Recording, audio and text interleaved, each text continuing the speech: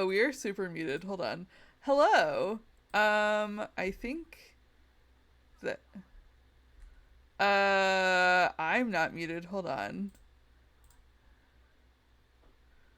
That's a really good question. No, it's probably my fault. Yeah, hold on. Audio output. There we go. Now they should be able to hear you. I hope. Oh, well, hopefully it will be fine. Why? Can I not pop this out? Oh, well.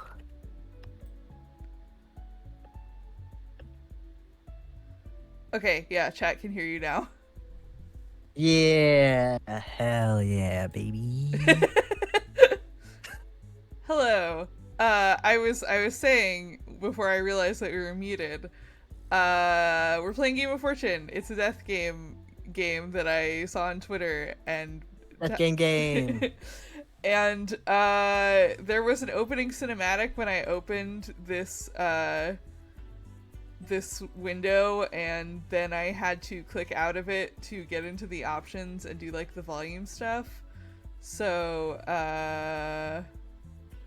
I hope that that's fine. The best part of that was I specifically told Marn that I didn't watch any of the stuff because I just wanted to go in blind. And then Marn was like, I clicked through the cinematic, but it's probably just what was in the trailer. And I was like, Marn, the trailer I didn't watch. It's okay. It just has like the names of the characters that we're gonna meet anyway. Which honestly, so funny because the first two characters, one of them is like, oh man, is all of this death just to get a wish? And then the other one is like, yeah, it would suck to have to kill each other, huh? And I was like, damn, she just like me for real. All right, I'm gonna hit new game and let's see what happens. New game. So how are preparations looking? Perfect. All the participants are on their way. Everything should. Okay, what are the options down here, real quick?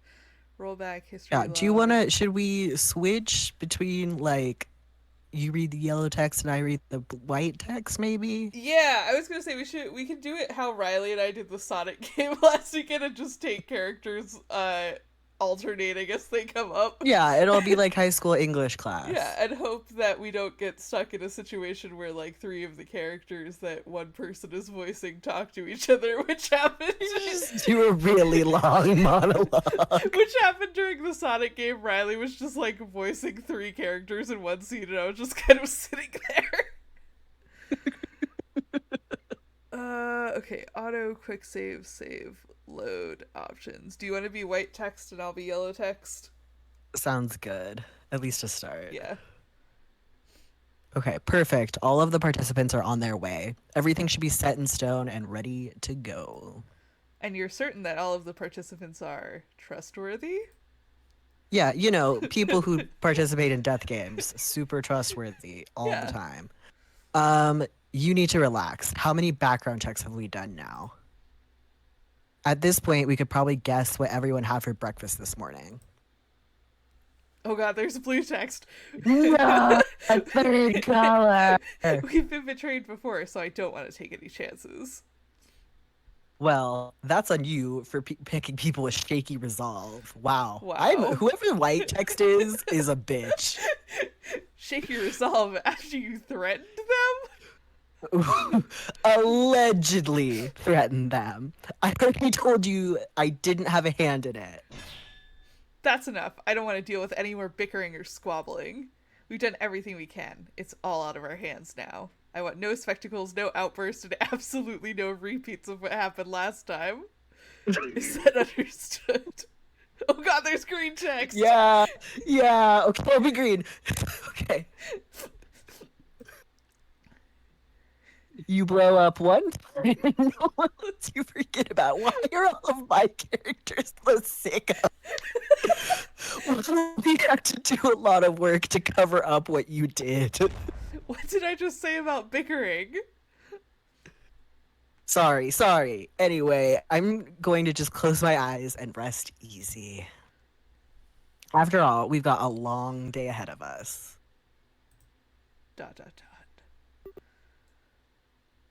Oh god. I'll be Devin since you were green text.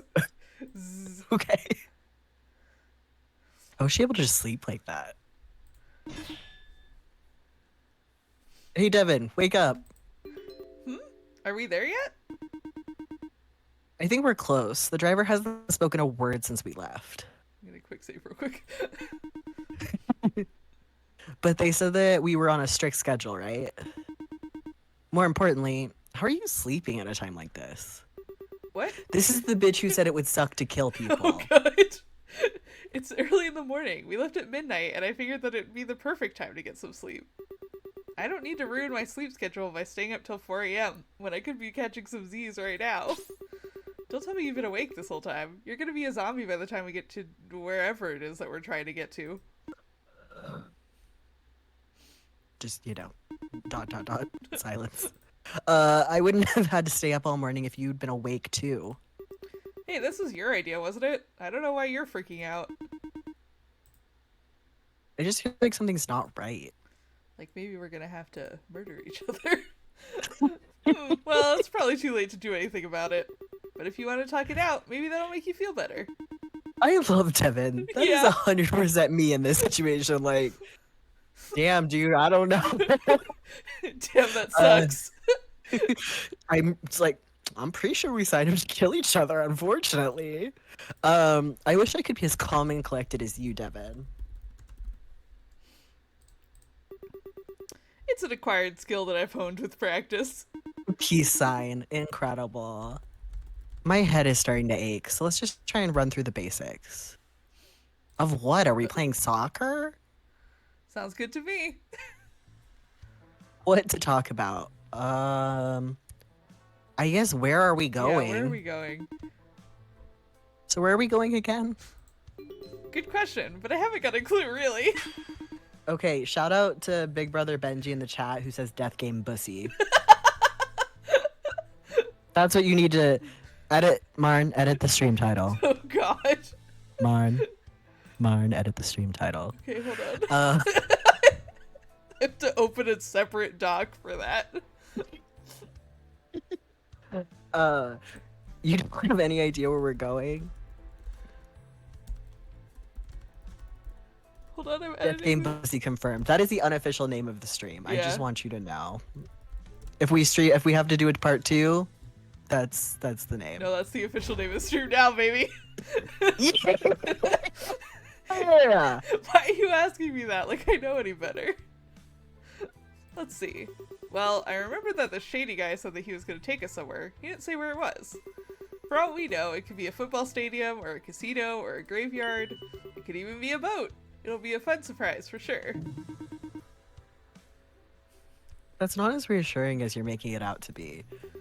Well, I'm just trying to make the most of an uncertain situation. Besides... The fucked up thing is this is exactly what they do to people. Yeah. Besides, it's not like we were kidnapped or anything. We chose to go, and we were given plenty of opportunities to back out. I know, why is this place so far away? No idea, but they didn't tell us that it was going to be a long drive until we got there. Okay. All I know is that the location is called the Clover Gate. I tried looking up a place near here with the same name, but I didn't see anything. Must be one of those insider terms. Maybe it'll just be a big meadow full of clovers. Just murdering each other amongst the beautiful flowers. Yeah. Doubtful, but I'd honestly rather take that than some of the other options you listed. We'll find out when we get there. Until then, no point in fretting about what it might end up being. Yeah, I guess you're right. How did we end up here? Yeah, might as well just go down the list. Yeah. How did we end up here? Oh man, you must really be having some bad sleep deprivation if you can't remember all that. Still, I can give you a little spark to get you to remember. Your mom got really sick, and all the doctors said they couldn't figure out what was wrong with her, so you started getting worried. You got desperate and started looking for any treatment center that would help her out. Then you said you came across some group called the Digits of Eden or something like that. Sorry, I'm laughing at the chat. Yeah. I'm lightheaded from laughing at the death game pussy. Okay. Yeah, it's all clicking in my head now. They said they had a cure for any ailment. Normal. You know, advertisements like that are usually scams, right? Like 99.9% of the time. I know that, but I checked a bunch of reviews. All the comments were positive, and all the information seemed legitimate. It still sounds like a scam to me. Maybe they got some reviewers to blow up the ratings. It happens all the time online.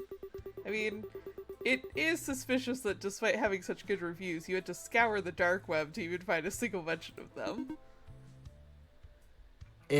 It was sketchy. The dark web? Dark web?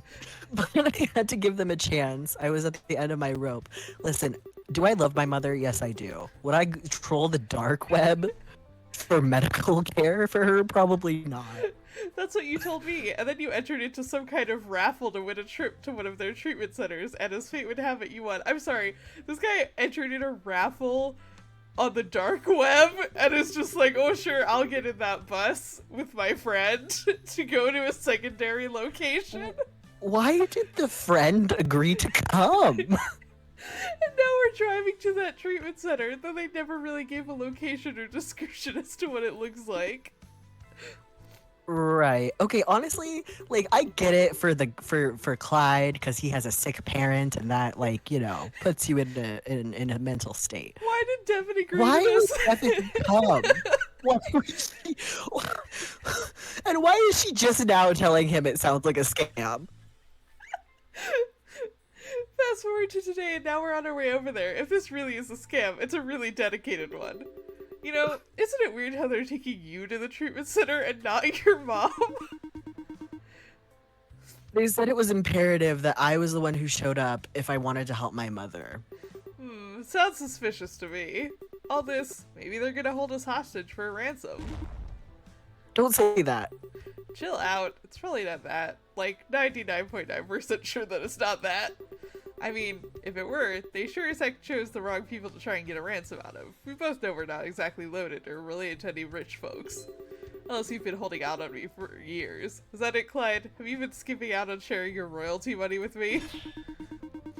Yeah, that's why I needed to enter a dark web raffle to save my mother's life. Kevin, do you know how ridiculous you sound? Of course I don't have any gold bars hidden away anywhere. Okay, Scrooge McDuck. But it's probably not ransom, and you should rest while you can. If only, Devin. If only. Fucking chill, I would imagine. So how are you feeling, Devin? Sleepy, but slightly refreshed. If I get a few more hours, I think I'll be ready to go. That's not what I mean, Devin. I mean, like, are you okay with all of this? Clyde is dumb. Clyde is a dipshit. With coming along with me. Well, I'd prefer not to spend my Sunday getting into a mysterious truck and driving 4 hours somewhere. But it's definitely not the worst thing around. And you said this thing needs a partner, right? Ah, okay, that's why Devin's here. That's what I was... What? Okay, Clyde. Well, it was a no-brainer then. I'm not going to leave you hanging if your mom's treatment is on the line. Besides, it might be fun. I just didn't want you to feel like you were pressured into this or anything like that. Oh please, Clyde, you're like one of the least influential people I know. Jeez. Is that supposed to be a compliment? Not really, but it sounded better in my head. Gee, thanks. Besides, a dishwasher and a line cook for a pizzeria are the perfect dynamic duo for some kind of road trip, aren't they? Imagine what kind of shenanigans we'll get into. Hey, Dev here. I'm shopping, but I'll be back in about 10-15 minutes. Oh, hello! At least thank you for checking the game out. Hello! Also, sorry, I really butchered reading that. I have a very on and off again relationship with literacy. Um, Speaking of which, ideally, none. You got no sense of adventure. Don't you get tired of washing dishes all day? This might be a really fun break. The kind of stuff you could write a book about. Or a spot on the obituary page of the local newspaper. Honestly, the fact that they are a line cook and a dishwasher, they are going to be murdered. Yeah. At least someone will read it. Boundless optimism. Boundless optimism. Oh, this is Clyde's internal dialogue. I see. Still, I guess it's better than one of us going into this with Jesus. Still, I guess it's better that one of us is going into this with a good attitude at least. Just as we finished speaking, the truck came to a sudden stop, and the driver craned his neck to look over at us.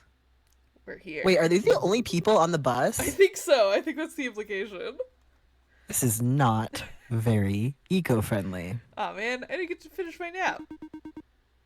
You'll get the chance to sleep on the ride back. I think it's like The Bachelor where everyone shows up in a different car. I guess, but I'm still feeling drowsy. Well, here on will wake us up a little, right? I'd say so, but it's not like we've got any other choice. Yeah, I think my money is also on Devin dying very early. Yeah, I mean, Clyde does seem to be posed as, like, the protagonist, so that tracks.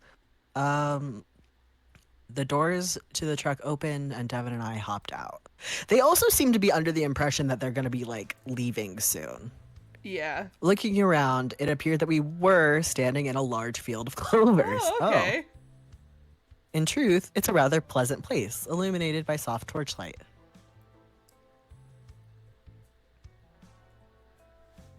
That's true. I don't think we know what do we know what anybody's pronouns actually are? I don't think so. Well, we'll do our best and course correct as needed. Yeah. But what's concerning is the large crowd in the distance. Yeah, I too would be concerned. I couldn't see them through the darkness, but there were I couldn't see them clearly through the darkness, but there were a whole lot of them, more than I can count. You know, for a place called the Clover Gate, there's a lot of clovers, but not a lot of gates. Aren't you more concerned that this place doesn't look anything like a treatment center? Not even like a facility to get drugs or something? Maybe the clovers are magical and their powers only work during a full moon. You don't actually believe in that garbage, do you? Well, you never know until you try. By all means, stuff your face full of grass. I'll be waiting to see the effects. Don't tempt me. You know I'll do it. But hey, there's a ton of people over there in the back. Can you see them? Yeah, you mean the huge crowd with flashlights? Yeah. Barely. They're practically silhouettes. I can't really make out anything about them. Spooky, but we haven't been gagged or cuffed yet, so we're probably still safe. Stop trying to scare me when I'm already on edge. Then I like that Chad is now debating who's gonna die. Yeah. Then take a nap. The Cloverfield here looks really comfy. Girl. I am not taking a nap in the middle of nowhere when we're surrounded by who knows what. You're lost then. Those clovers look super soft. Devin turned to our driver, who leaned against his car. Hey bud, you sure you got the right place and didn't just drive us over to some campsite? This doesn't seem like a... Where did you say we were going? A treatment center? Yeah, what he said. Just wait, it shouldn't be long. Well, that's not ominous whatsoever. I tried, Clyde. Looks like we're just gonna have to wait.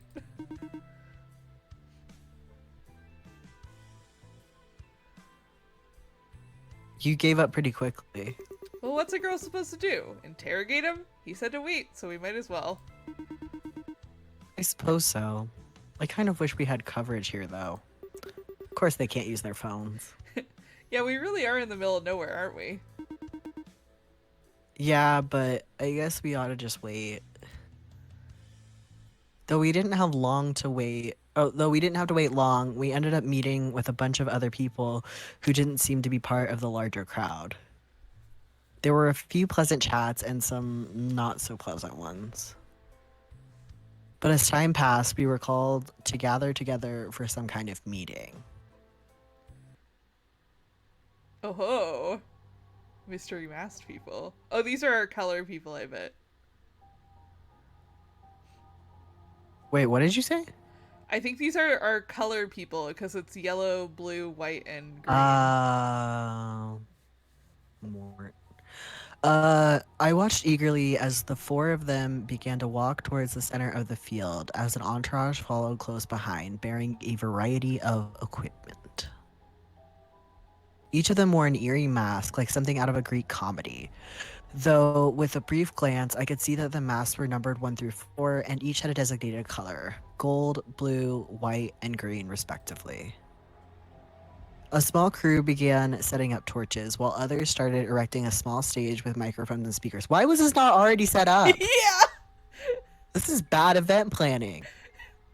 I would be impressed at how quickly they set everything up if it didn't look like they were preparing for some kind of odd ritual. Again, do the work in advance. Hey, if they start asking for human sacrifices, I think that we can run into the woods to escape. Devin, if not for the fact that there's at least a few dozen people surrounding the place. We could probably take them, or at least, like, 2 of them. I don't think that we would make it very far. Weird kid! Shh, I'm trying to listen in on what they're saying. I wanted to snap back at the guy, but my curiosity got the better of me. As all of the new arrivals were herded to the area near the stage, I found myself eager to hear what these masked individuals had to say.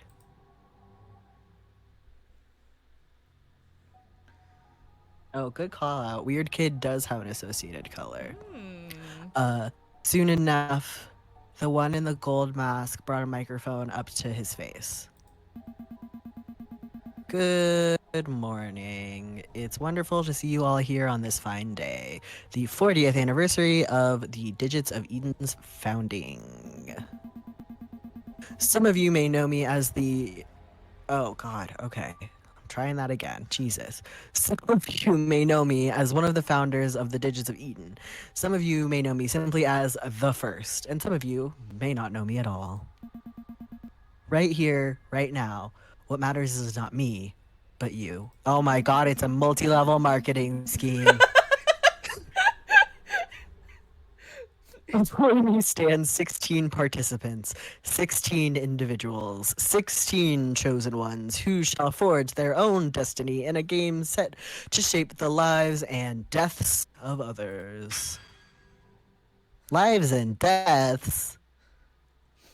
There's a pause as the gold-masked man seemed to look over us for a moment. Some of you I recognize, and others are newcomers. A few of you are here today because you have performed your duties for the Digits of Eden well, and are now allowed to participate in one of our most sacred blessings. Interesting. Others may have been referred to this place by some of our members in good standing, a gift which we hope you'll one day repay us for when the time calls. And others still may be here simply because of fate, a design of beings we cannot comprehend. All right. Nevertheless, we accept your presence here for the most holy and mystical of events. It literally is a pyramid scheme death game. Yeah, they're gonna fucking have to kill the people who don't sell enough nutrient bars. 16 is the 40th number, is 424. The 40th anniversary, and therefore. All right, awful world kid, you got those mystery notes going. You keep track. Regardless of your origins, you have found yourself here for one reason or another, and we hope that you shall enjoy the Game of Fortune with all your body and soul. Oh, 4-leaf clover too. You're right. The Game of Fortune? What the heck is that? No one ever mentioned some Game of Fortune. I shall now pass on the instructional duties to the second. Please pay proper attention, for all of you will be instructed on our logistical procedures, regardless of whether you are familiar or unfamiliar with the Game of Fortune. Also, this does imply that people live through the Game of Fortune. That's true, because it says that some people are returning. Or that he recognizes some people at least. Imagine referring someone else to a death game. Imagine you get, like, you know those things where they're like, refer a friend, and you both get $20 or whatever. Yeah. But for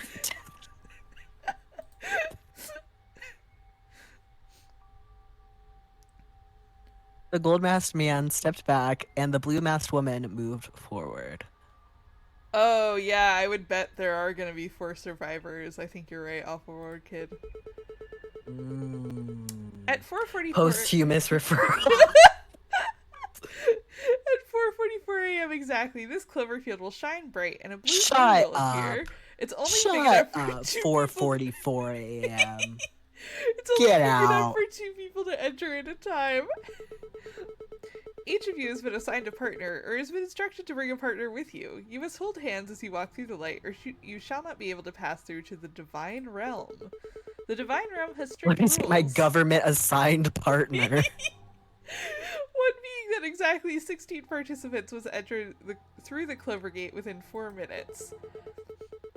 As such, we shall carefully but swiftly usher each of you into the gate once it is opened. There will be no need to push, shove, run, or fight, as there is no benefit nor penalty associated with the order in which you enter. You shall also be patted down for weapons and other illegal items before entering the Clover Gate. The Divine Being does not like such things being brought into her realm, and issues punishments for those that attempt to sneak them in. That seems like Are foreshadowing. we talking to God? Are we gonna go just, like, chill with God? I think there is, like, a deity in this, having watched the trailer. I thought she was just a lady. But it would seem that I was incorrect. I think she is a god. Additionally, while you may bring electronic devices with you, their functionality will be extremely limited.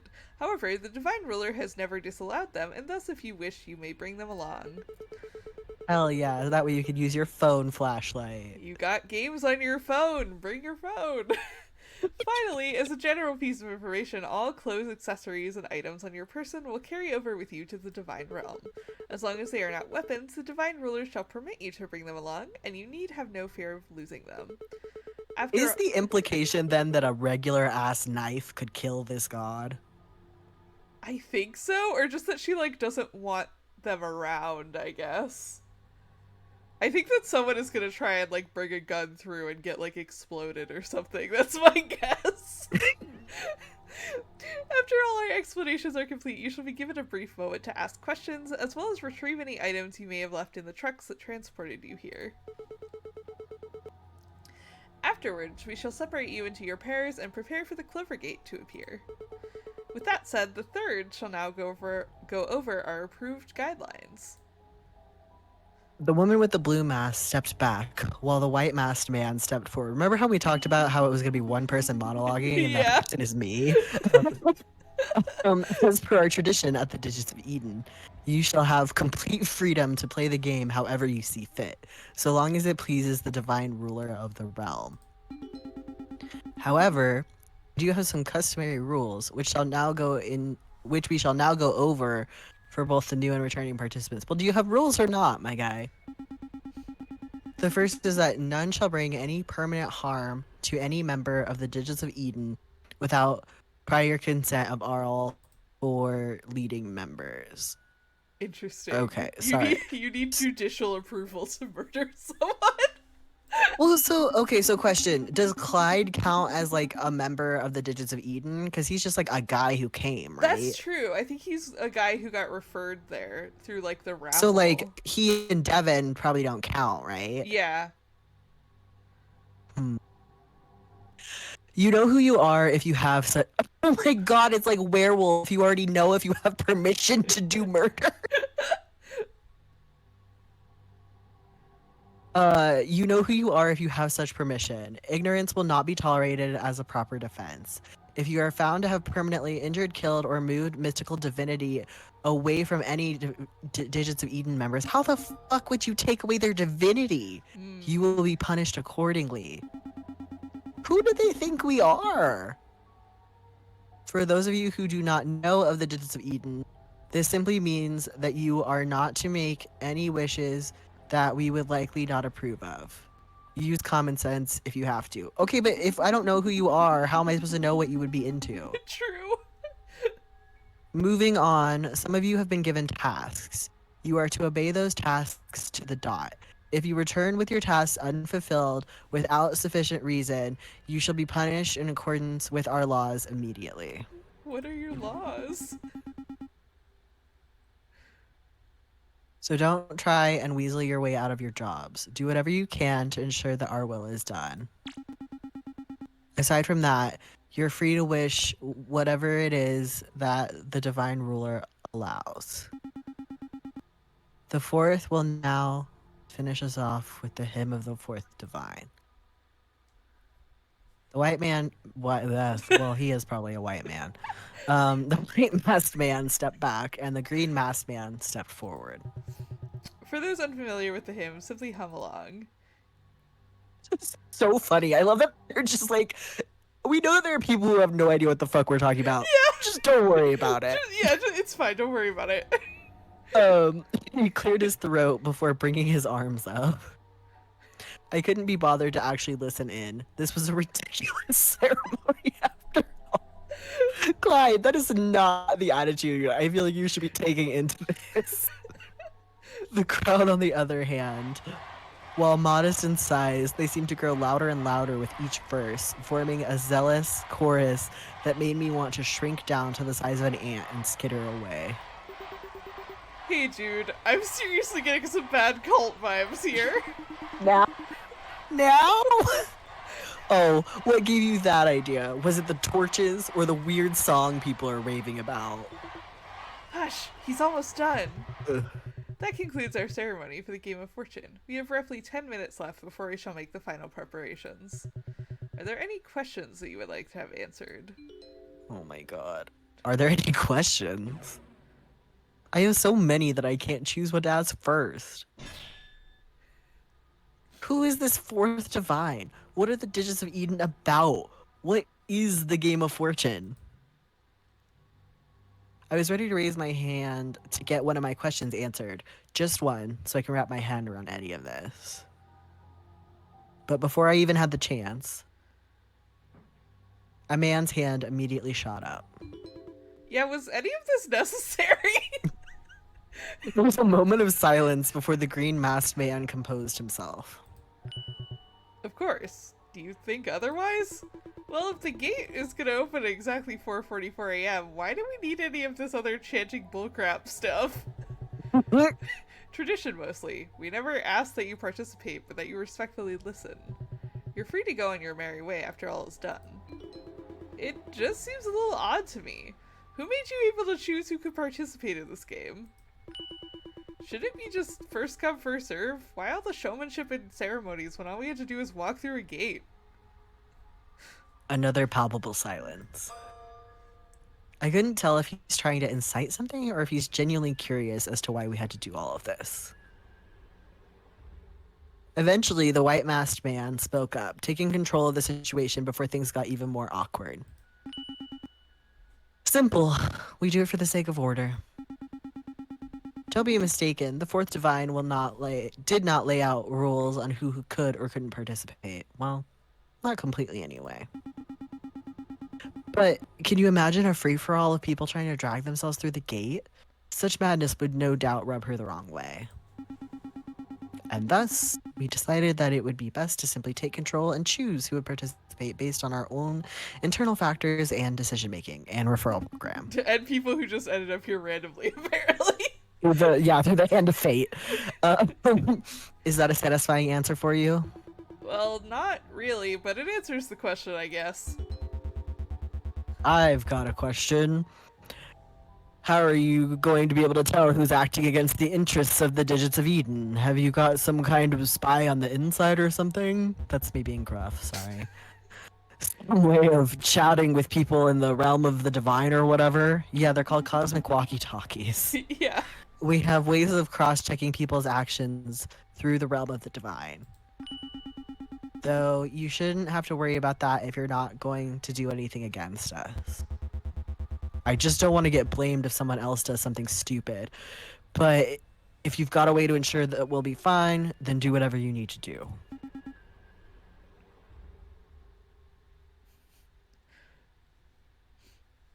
You have no reason to fear. Any other questions? We aren't going to be in any real danger, are we? Another brief moment of silence. The four masked leaders looked to one another before the one in the gold mask stepped back up to the microphone. I love how they're just like, uh-oh, who wants to tell this guy? Yeah, I love that. Why did you not have a response like planned? No, absolutely not. No one that has ever participated in the Game of Fortune has been killed or injured. The game may be mentally taxing and may exhaust one's spirit, but the body always returns whole if that is able to alleviate your understandable fears. So he's just like, yeah, you might come back with just deep levels of trauma, but you'll be alive. If there's one thing I can tell you, it's that we won't let any harm come to you so long as you don't bring any harm to any of us. They keep really hammering home that they don't want us to harm them. Yeah. I feel like maybe one of them is gonna die. Yeah, it's also just like, yeah, I wish they would explain more of the game because I don't like. We don't know why they would. What is the incentive to hurt them? That's true. I wonder if we'll find that out when we like go through the gate. Probably. It's probably, telling a story. His answer was so sincere, so honest that despite everything else going on, despite how unsettling this all was, I didn't get the feeling that he was lying. It was enough to melt away any other fears for a moment. Like I had shed my skin and would now be ready to brave whatever it was that would be thrown at me. Clyde, you're dumb. Maybe that's foolish, or maybe it's just my body trying to force itself not to go into panic mode. Whatever it was welcomed. If that's all, you have about 5 minutes to gather any items you wish to take with you. You'll then be patted down before being escorted to the right location for the Clover Gate. That is all. May you have fortune with fortune. Oh, and it's fortune. Yeah. You doing all right? I feel like Clyde? everybody else noticed that earlier, and I did not. Well, this is probably as good as I'm going to get here. If they're being honest about how we're not actually going to be in any serious kind of danger, then I suppose we've got no choice but to believe them. I can't wait for someone to bring a gun through the gate and immediately explode. So there's some relief in that, I guess. Well, there's always the running option if you want to take your chance with that. They've got trucks and probably a crowd of guards on standby. True, but I'd rather take those odds than something else if we get thrown onto some kind of ritualistic altar. They said that there'd be some kind of door, though, right? Yeah, let's hope that it's a physical door and not some metaphorical thing that requires us to give up our souls or some spiritual bullshit like that. Yeah, it would be bad if we lost our souls. Red Seraph brings up an interesting point. Does the fourth god understand weapon components? Like if you take pieces of a gun? Should obey this deity.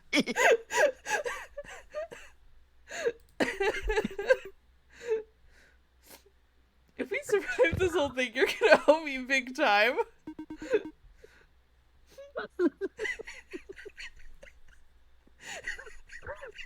That's fair. This has been a whole lot. On the bright side, it'll be a nice story to tell other people. The time I was deep into some weird cult. That'll turn some heads for sure. And there was that boundless optimism again. Even when things were tense, she couldn't help but look for a silver lining. Is that what that is? I don't know if that's what that is. Uh, but I guess that was for the best, wasn't it? One of us needed to stay positive, and one of us had to remain skeptical. So, you got everything you wanted? Didn't bring much, just got my phone and wallet. What about your bag? You got anything in there? Some snacks, but that's about it. You? Nothing. Didn't think I need to bring anything other than my phone with me. Guess that means I don't need to worry about bringing anything illegal with me, right? Why did you not bring your wallet? Yeah. Like, that's just like a thing you do when you leave the house. Or like your house keys? Eh. Probably not. I'm more curious about some of the other people.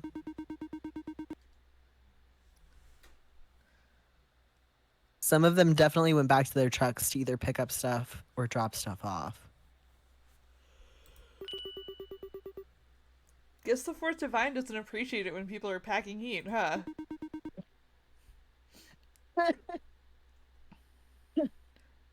For all our sakes, let's hope none of them are. That is true, Red Seraph. What if someone brings a really big hammer like Amy in the Sonic game? We were talking about that during my stream with Riley, because in the Sonic game, it's like they make a point of being like, the train doesn't let you have weapons or bombs, and then Amy has her hammer still. How is that not a weapon? I don't know. We decided that the train thought it was a tool. But I mean, it's not like she's doing repairs. Yeah.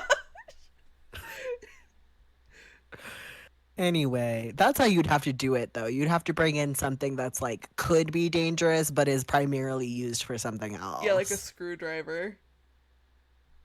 Yeah, or even like piano wire. Yeah. Anyway, as our conversation continued, we and the other participants were organized out into pairs. They gave us a pat down, then checked our belongings to make sure none of us were carrying weapons. After that, Devin and I were escorted out towards the center of the field with the other pairs, lined up 2 by 2.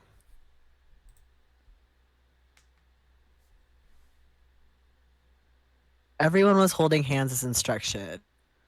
Oh, I forgot they were told. Oh, yeah. Which made things a little more than awkward, but not for the reasons that you'd expect. What does that mean, Clyde? Clyde, your hand is all sweaty. And yours isn't? Out of the two of us, who do you think is more nervous? Don't use that kind of logic against me. I'm just saying, maybe you should invest in some antiperspirant cream for your hands. I don't want to have to wipe my hands over my clothes just to get them dry. You think I want to be this nervous right now? You think I want this, Devin? No, but I'm the one stuck to your hand. Sheesh, how much longer do we have to wait? Didn't they say this gate thing was going to open at 4:44 a.m. or something? Pretty sure that's right. Why can't it be 4:44 p.m.? They've got such an obsession with that number that's beyond logic. I'm not the one who leads this weird Digits of Eden thing. Why don't you ask them? Because I didn't feel like raising my hand during the questions portion of their little seminar. And it seemed like a stupid question. Well, your loss. I doubt they'll be answering anything now. The least they could have done is give us a pamphlet. I agree. Yeah, I want Stay in the crowd. I want their cult literature. Yeah, I would like some literature. I would like some. Give me the elevator pitch of the religion. Soon the crowd became restless, counting down the final seconds until the designated time. I will say it's extremely weird for like a clearly culty thing that they're not proselytizing. Yeah. Like they're not just putting forth any kind of like belief system at all. They do. Other than play our weird game. They do seem more like a business than a cult, which is very funny. True, they're truly an MLM. Looks like it's almost time. Oh boy, I'm so excited. We anxiously watched and waited as the count lowered. It's like the fucking ball drop. Yeah. The air started to feel warmer, and a soft wind swept across the clover field. Faint blue sparks of light appeared, floating in the air like fireflies. Slowly, they began collecting in the center of the field, forming a faint white and blue globe of light that shifted in shape and form. At the same time, the countdown became more and more fervent, and cheers and chants continued to mix in as the countdown grew closer and closer to 0. Whoa. The blob of light molded itself into a door frame with a pale blue light shining out from the front. And the light's intensity grew and grew, similar to the volume of the crowd as they reached the climax of their chant, finally hitting 0. Before I could comprehend what was truly going on, I watched as the first pair walked through the door hand in hand. The light swallowed them, leaving nothing behind, and then the next pair went, then the next, and then the next. Holy shit, is this real? I couldn't answer Devin as we were up next to enter the gate. There's only one way to find out. Shit, man. If I actually die from this, I'm gonna kick your ass. I ignored her nonsensical statement as I hesitantly walked forward, held my breath, and closed my eyes, tightly clenching Devin's hand in my own. Part of me had expected that walking through this thing would be like walking through lava, that it would burn, that it would swallow me and force me to sink into a deep, agonizing pain. Instead, it's just a bright, overwhelming light, accompanied by the feeling of my breath being taken out of my chest. But it wasn't suffocating. It's like I didn't feel the need to breathe at all. It just felt like something was being gently pulled from me. Uh-oh. Like your life? Yeah, like maybe you died? And then all white faded into darkness.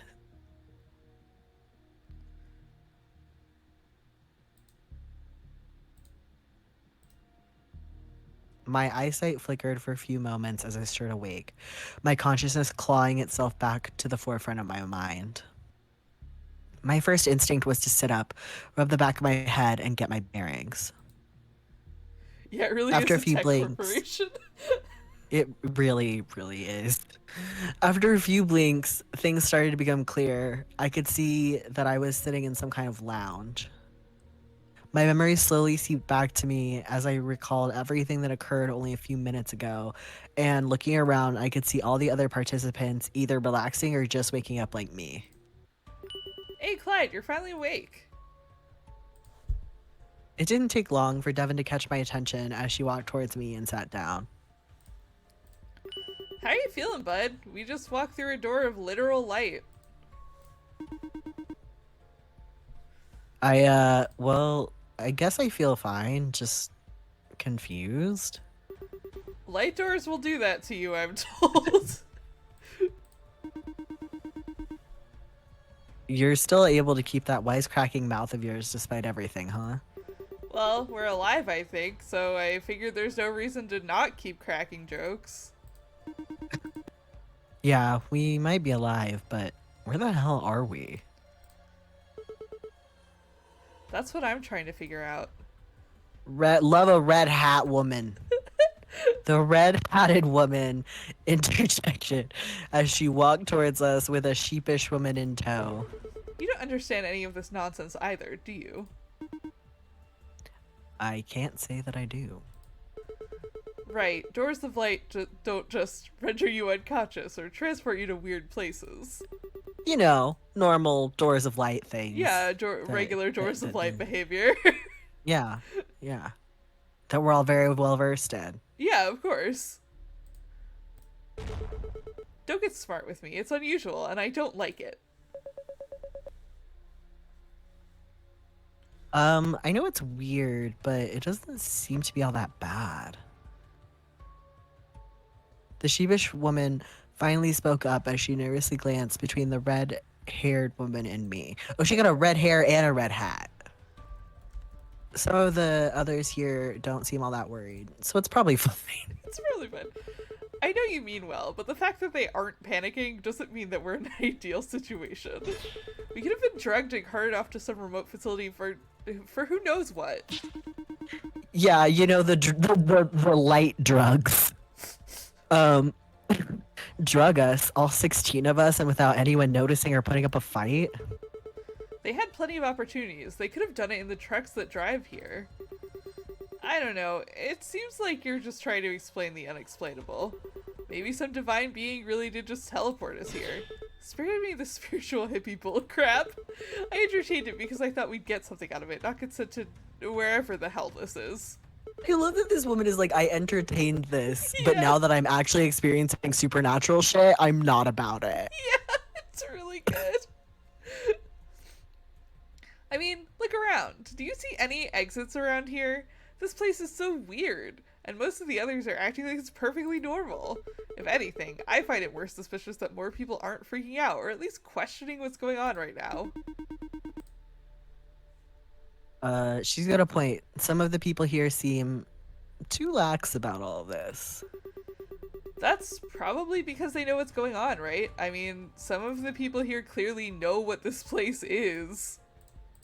Yeah, Can you shut up, lady? Yeah, it's a weird kid. He gets weird this kid, right. weird kid, weird kid. The crass young man shouted from across the room. You're so damn loud that we're gonna miss the announcement. What'd you just say, you little punk? I said you're loud and you need to shut your trap. I can't even hear myself think. Does he have a rat tail? Yeah, he does. We're here at the Clover Lodge and all you keep doing is yakking about how this doesn't make sense. The woman's eyes narrowed as she strode up to the young man. Don't. He's just a kid. What is she gonna do? I'm 20 years old. I'm not a kid. He's old enough that he should know when to speak and when to keep his mouth shut. Don't waste your breath. You'll get the answers you want soon anyway. And you don't want to make an enemy of me right now if you can help it. Punk-ass kid, you'd better be telling the truth. He is. Well, his tone could certainly use some work. He's certainly not saying anything false. For the moment, it seemed like the woman was placated enough to keep herself from socking the kid in the mouth. Oh my All I God. can think, Marn, is redneck woman, but red hat woman.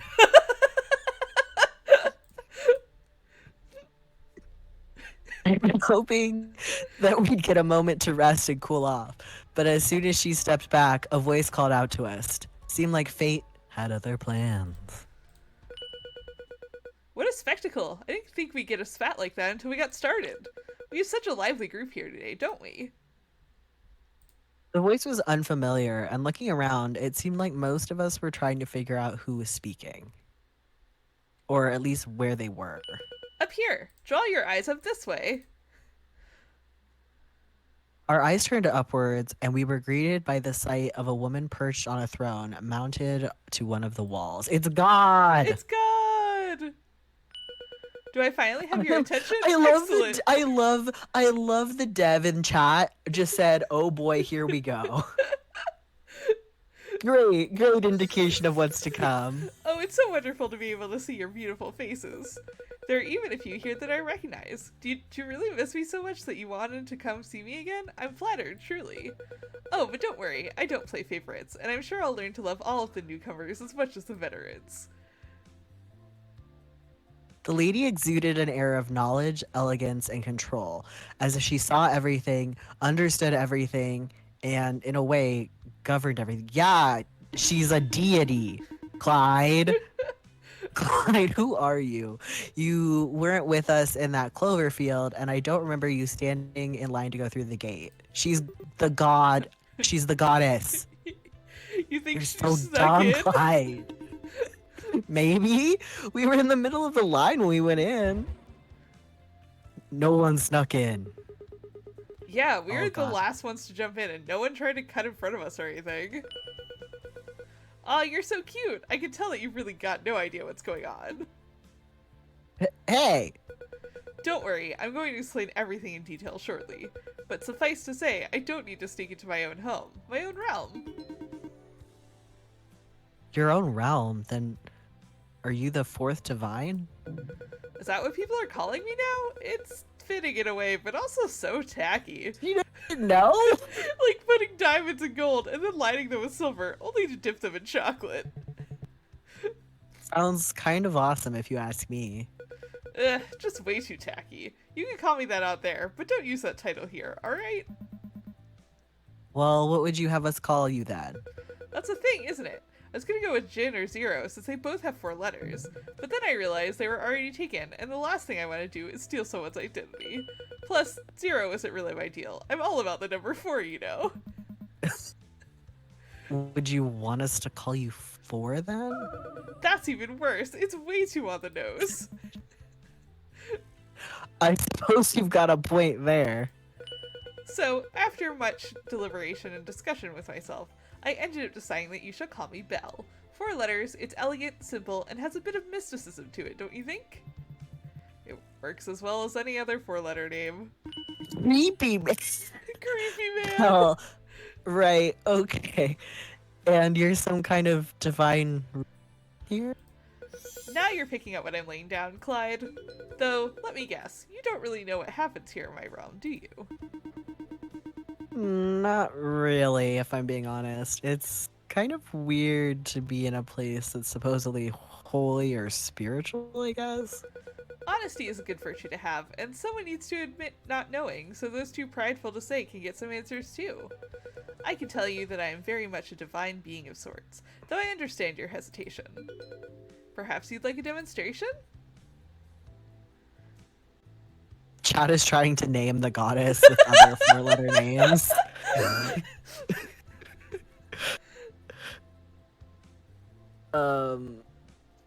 My favorite is Glub. Glub. I don't know if we've met. Well, if we've met Jade, I think we've been introduced yet. Yeah. But Belle hopped down from her seat, gently floating to the ground as the gravity had been lessened just for her. Again, Clyde, she's a goddess. Think of a number. Any number. You're going to try and read my mind? I can do more than that. In fact, think of a number, a color, and an animal. Alright. If she was claiming she could read my mind, I'd just think of something ridiculous. 8 magenta giraffes. Oh, excellent choice. And voila! Belle snapped her fingers, and a plume of blue smoke... She made the giraffes! She made the giraffes! What the actual hell? What the heck? How did you... This is my Goddess. realm, so I can do all Clyde. sorts of fun things here, like this. Belle clapped her hands, and the giraffes shrunk into blue chickens. Then, as if that wasn't enough, she kneaded them all together, Ew. into some kind of dough, which she tossed in there. Blue chicken dough. Ew. By the time she caught it, it had transformed into a fully cooked pizza. Is it still blue? Hmm. It's so ridiculous that I had to rub my eyes and stare in silence as she gingerly started eating a slice. And I can do way more than that too. I can fly, teleport from place to place, and oh, my absolute favorite ability is... She stuffed her mouth and her words grew incomprehensible. Well, I'll tell you later. But you believe me now, right? Even if you don't, I'm sure that enough people here probably do. I just want to know if the pizza was still blue. So, you're a god or some spiritual being or whatever. What's this place all about? I'm glad you asked, Devin. It's really quite simple. You're here to participate in my game, the Game of Fortune. A competition for you all to duke it out and earn my favor, where the winner gets a wish granted by yours truly. A wish? That's right, you'll get an amazing wish. I'm not going to monkey's paw you or do anything evil. I'll grant it to you with every intention that you've got for it. I really am just the greatest, aren't I? You are. You're certainly the greatest, Miss Belle. Oh, thank you, but just Belle is fine. Gotcha. Well, Belle, can we ask you questions? There's so many things I want to know about the Digit games. All of them, not just yours. And oh, I also want to know about this realm, its properties, and you're putting the cart before the horse now, aren't you, Willie? We haven't even spent a full 5 minutes here, and you're already asking me about my private life. Tell you what, you win the game, and I'll answer any and all questions you've got. Until then, everything is on a need-to-know basis, okay? I guess that's fair. You've all got your own rules and stuff to follow. So that means there's other gods running games? Possibly? Because he said specifically not just your game. Oh, that's true. Hmm. Well, she is the fourth divine. Take a note, chat. So we'll be playing a game to get some wishes granted. That seems like a nice deal to me. What are the rules? There's certainly a lot of things I like to wish for if I had the chance. Wishes don't exist, idiot, and even if they did, I wouldn't trust someone acting like this with any of mine. Even after all I've shown you, you're still doubtful, huh? Well, I suppose a mix of skepticism and belief is what makes life interesting. As for your question, Jade, I'll explain the rules quite simply. The Game of Fortune is a battle royale where one winner will emerge victorious and earn a wish of their choosing. We'll play 4 rounds total, with each round having teams of 4 people. And in these groups, you'll play a variety of games. After each round, exactly 4 players will be removed from the game. The final round will have exactly 4 participants fighting for victory. And the winner will, of course, be getting their wish granted. Wait. So the 4 people at the end have to fight each other? I think so, yeah. So that means if we get to the end, we gotta fight Devin? Unless Devin gets eliminated before that, which we'll see if that happens.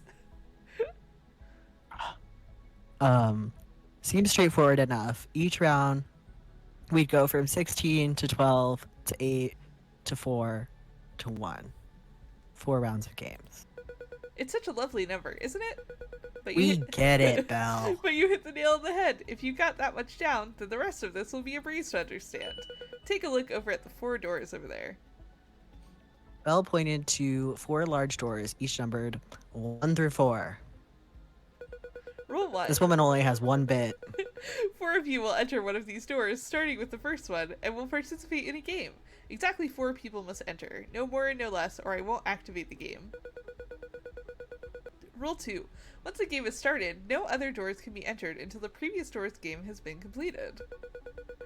Rule 3. Each game will be randomly selected from a category of 4 potential options where applicable, and those options are... It's Mario Party! 2 versus 2, a team game where one team of 2 will win and the other team of 2 will be disqualified. I love that this is what if God played Death Game Mario Party. It literally is Mario Party.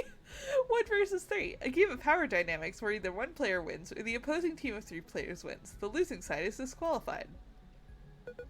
4-player dilemma, a wild game with rules that can vary drastically. Sometimes it's cooperative, competitive, or a mix of both. This game can have anywhere between 0 or 4 winners and 0 to 4 players being disqualified.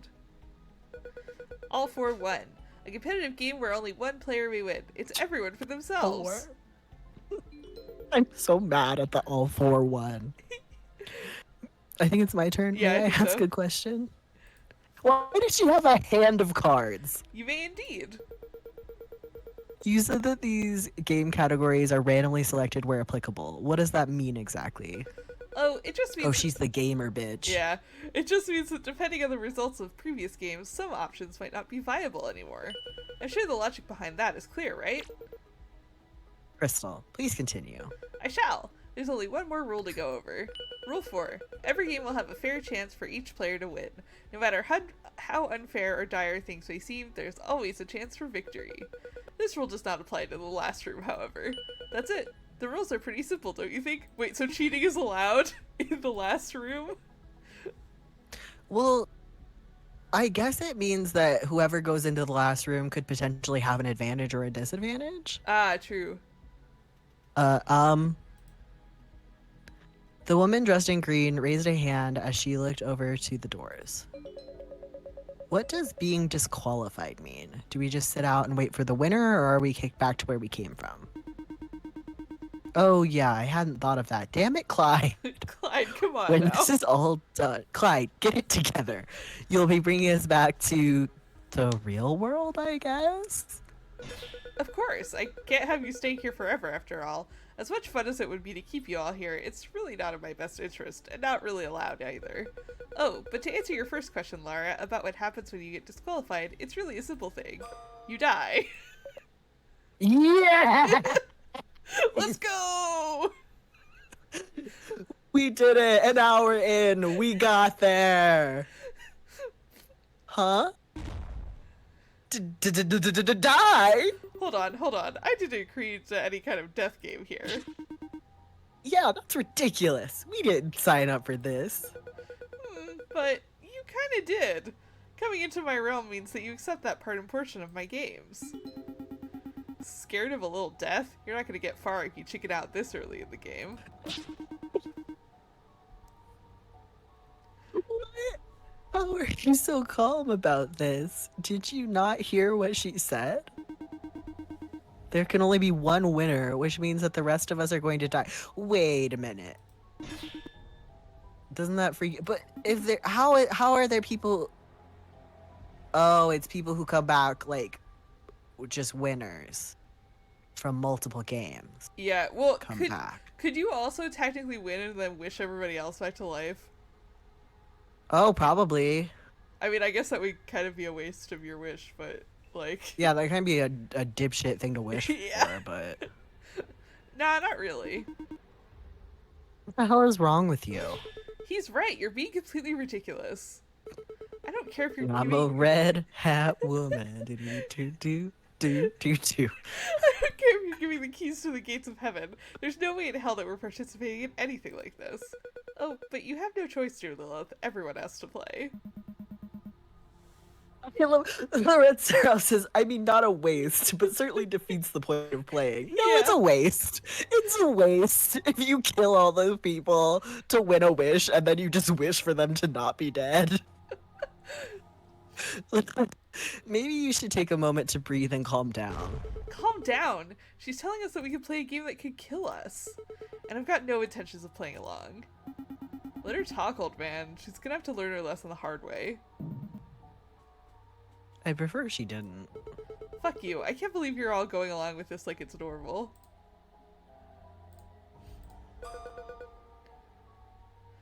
Really? You won't play a single game?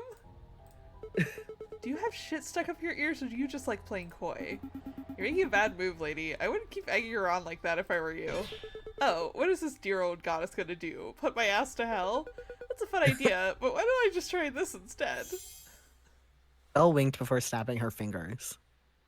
I expected something to happen to Lilith, like she'd blow up, get engulfed in flames, or face some other kind of divine punishment. But instead, we all turned our heads when we heard a familiar voice cry out in pain. What?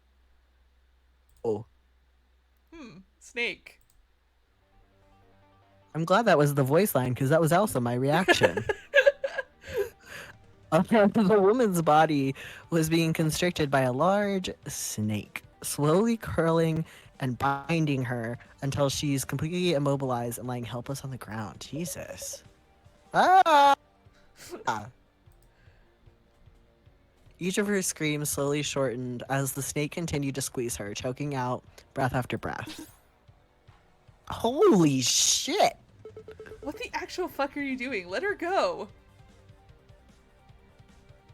The red-haired woman ran over to the snake and tried valiantly to wrestle the beast off her sister as best she could.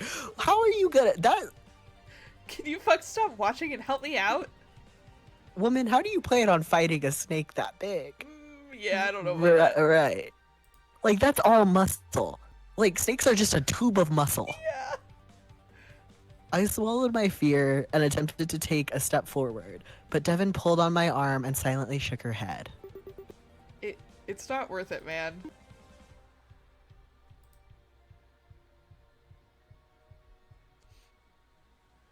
Somehow, her words sapped out all the courage I had, and I felt myself freeze in place as everyone else continued to simply stare. Fuck. It's gonna be okay, Laura. Don't worry. I'm gonna get you out of this. Laura continued to gasp for air as the snake constricted her, paying no heed to Lilith's attempts to pry it off. Then Belle simply stepped behind her and smugly placed a hand on Lilith's shoulder. Aw, look at Zizzy, having such good fun with your sister. Oh, but she does tend to play a little rough. If you want me to remove her, all you have to do is agree to play the game. You... The woman turned around for just a second, meeting Belle's cocky smirk with a glare of pure fury. Fine, I'll play. Just get the snake off her. Excellent.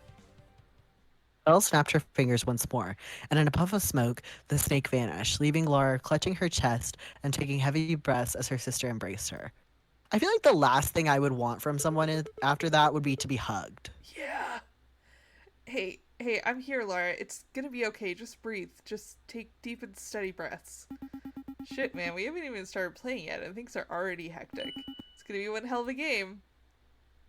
I looked between the skateboarder and the red-haired woman, and I wanted to punch the bastard right in the mouth for all the horrible things he said. But with Devin anchoring me, I did nothing but ball my fist by my side. Wonderful. With that out of the way, I think that we're all ready to participate.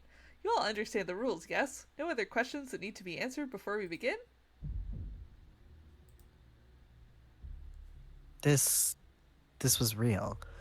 I wasn't just having some horrible nightmare. I'm going to have to play through a bunch of death games just to survive.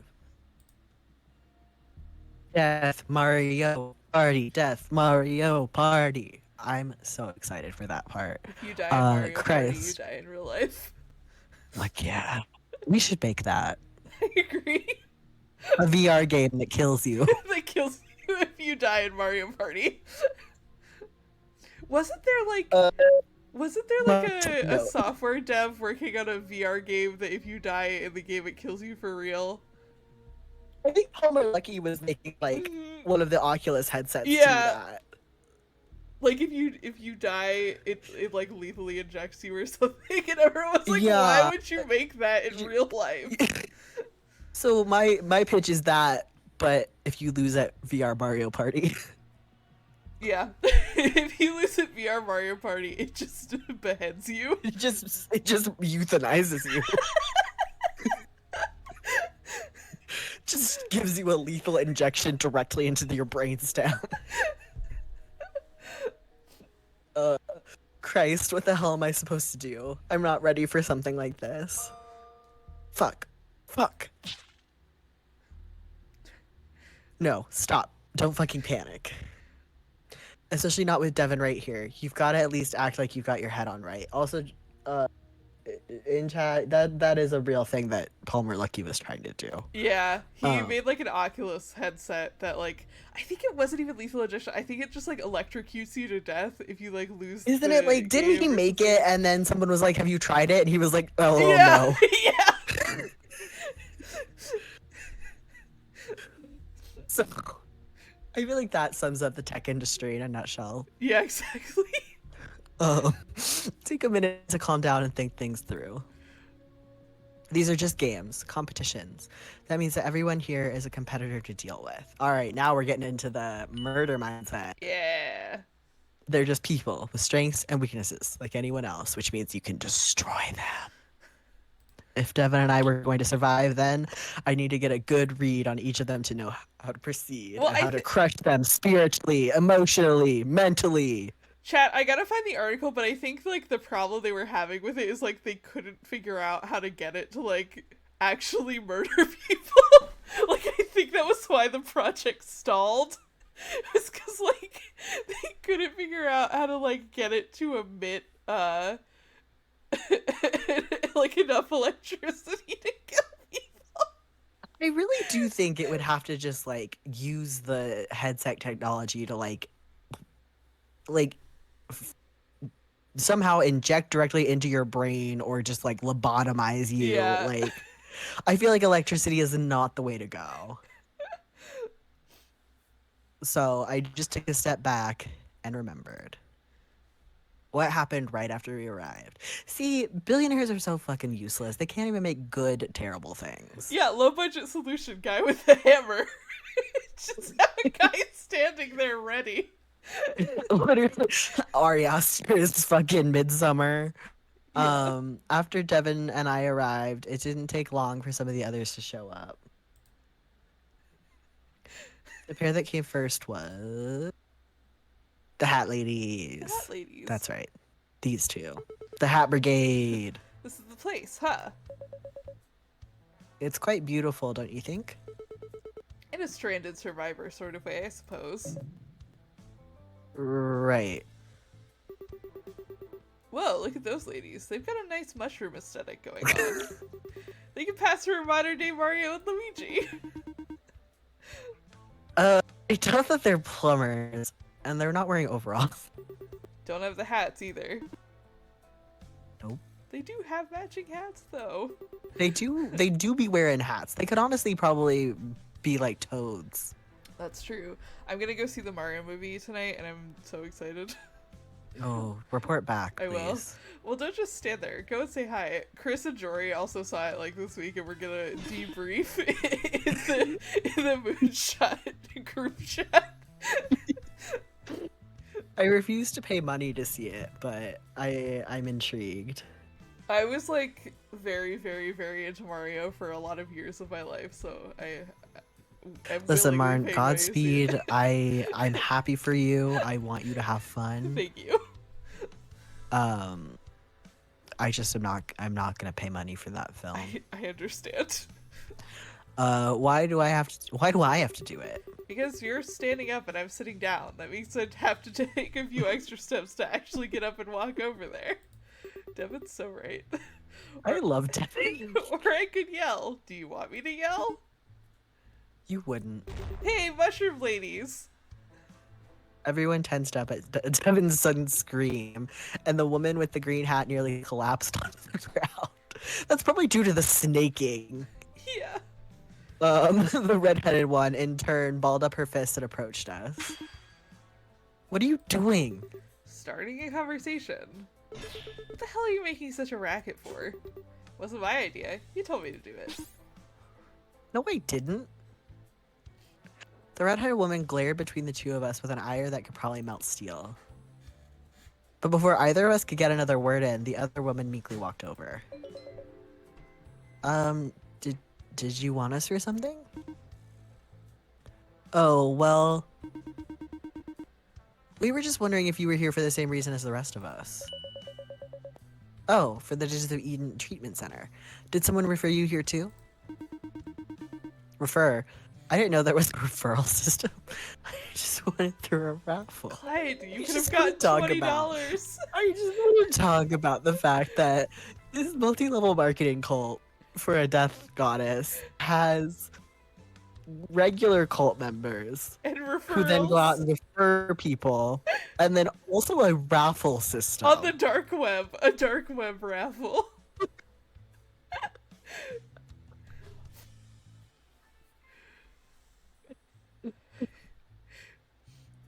Okay, anyway, incredible. Oh, I didn't know they had to raffle for this. Someone suggested that I should try this place. The most sinister goddess, master of MLM. Honestly, that is true evil. But where are my manners? My name is Laura Ophio, and this is my sister. Lilith Ophio. I'm only here because my sister needed a +1, or something like that.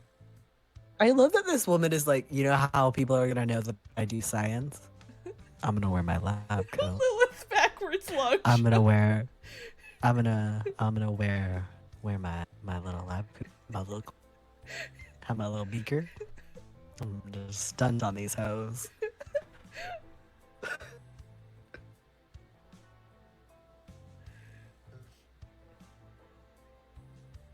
Their name is Snake. And it said, yeah, I'm a gym. Honestly, I would stan. Lilith and Laura Ophio, the first two people that we met. Technically, you met the weird kid first. Yeah, that's true. Laura seemed like a sweet lady and kind lady, and honestly a bit of a pushover. Oh, like, you have any room to talk, fucking Clyde? And more importantly, she seemed about as clueless about the Game of Fortune as I was. Honestly, she didn't seem like someone that could pose much of a threat on her own, which means we can murder her. Oh no. But Lilith, listen, Marn, we have to start marking down targets. All right, that's true. We are here to win. She seemed like the type of person that would fight the forces of heaven and hell for her sister. Game, yeah. Come on, Marn. Probably wouldn't hesitate to beat the hell out of anyone that stood in her way either. Obviously, she didn't seem to care about the opinions of others. She was just real rough.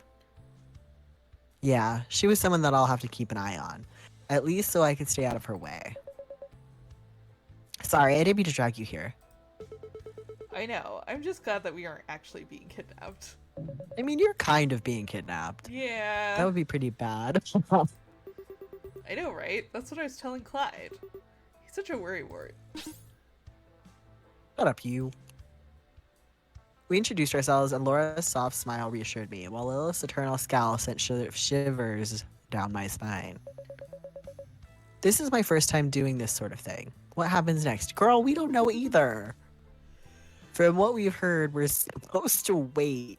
Oh, Viralor's right. We do need to build our team of 4. Oh, well, so this is probably it, right? I guess there are more people coming. That makes sense. It would be odd if there were just 4 of us here, wouldn't it? What would the right number be? Beats me, but I'm sure they'll tell us whenever the right amount of people show up. Okay, Lilith, obviously the right number is 4. Well, Belle has been saying that. This is a flashback, I think, to like before they went through the gate. 'Cause they're in the field. Oh. I was wondering why they were back in the field. I'm just relieved that we're not alone. It would have been really scary if we showed up and it was just the 2 of us. I truly didn't realize this was a flashback. There's comfort in numbers for sure. Let's just hope that the rest of the people that show up are agreeable. I don't want to have to deal with any fools or jackasses here. Lilith. While they bickered, I looked over to the new arrivals.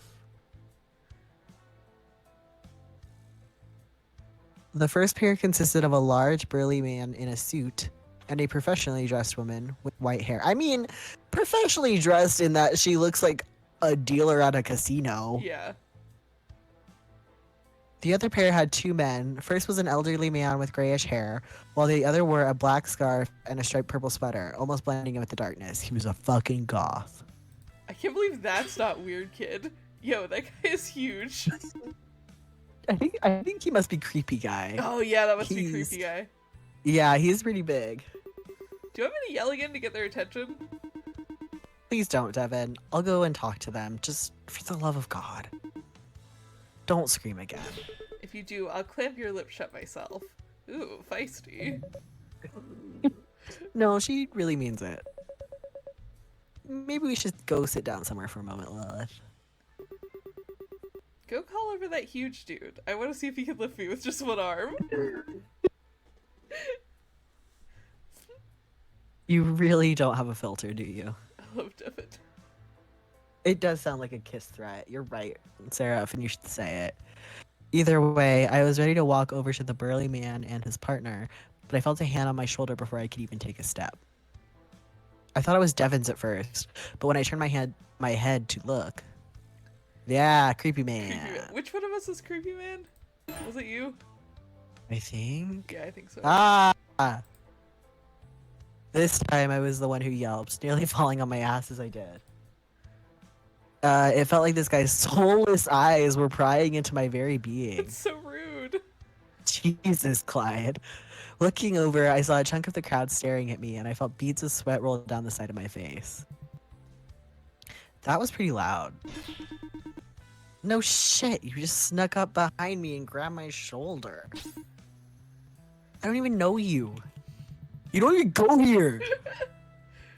Sorry, you just looked like you wanted to speak, so I figured I'd stop by and say hello. I love that this man was just like trying to be normal, he's just and normal. Clyde is like not having it. Clyde is like, you fucking freak. He is literally just being normal, and Clyde is like, wow, this creepy man. This soulless man. Well, he's awfully friendly, isn't he, Clyde? Not like creepy. Clyde, come on, dude. You can't just say that in front of somebody. I get that a lot. Maybe you should try not sneak up behind people then.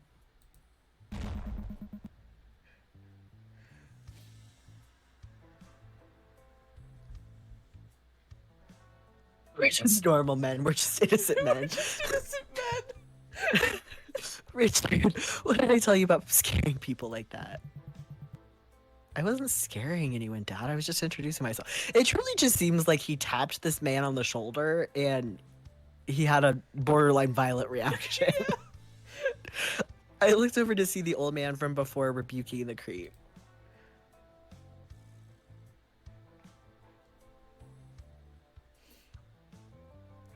This old man is this guy's father. Apologies for that. He should know by now that he should announce himself before approaching people. As long as he doesn't do it again. Thank you for being understanding. He's just a little eager tonight. Or is it morning? It should be morning.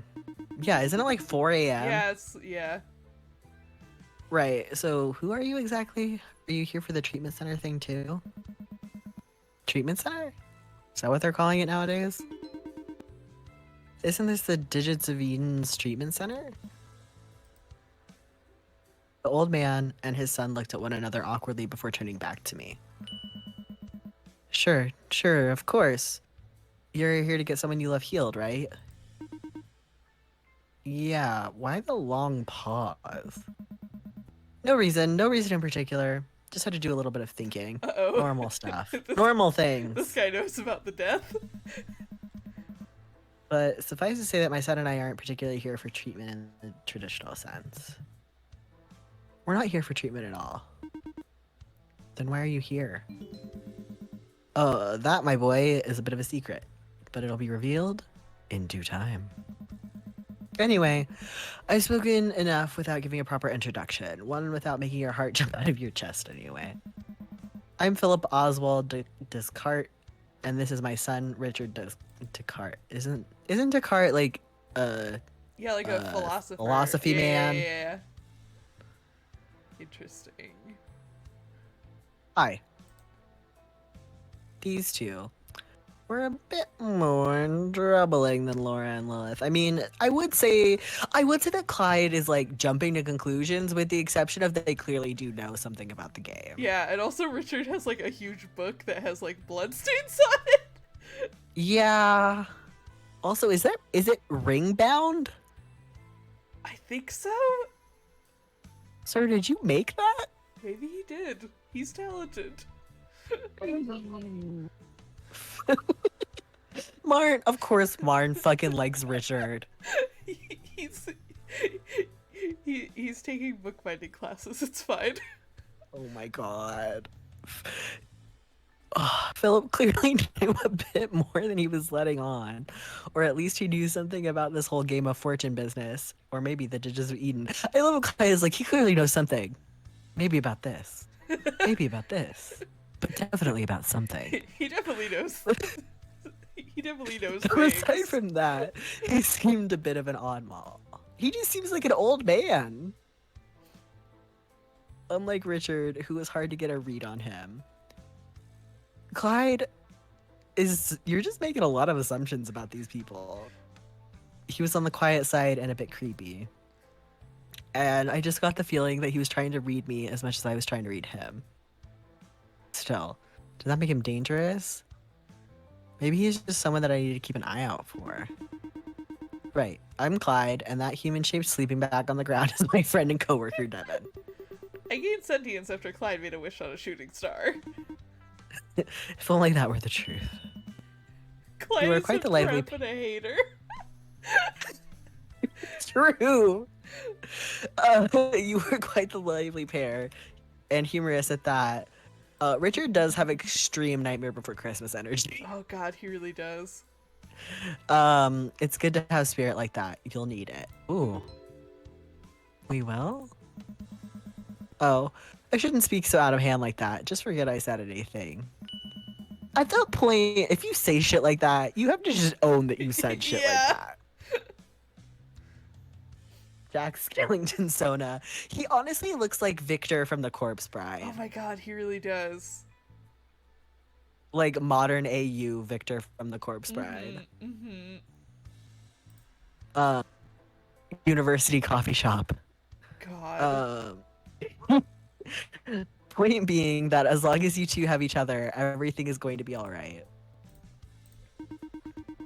The more you speak, the less certain I'm getting about this whole thing. Yeah, Richard, you truly are just B, or Philip, whatever. Getting my people mixed up. Sorry, I don't mean to be cryptic. It's just...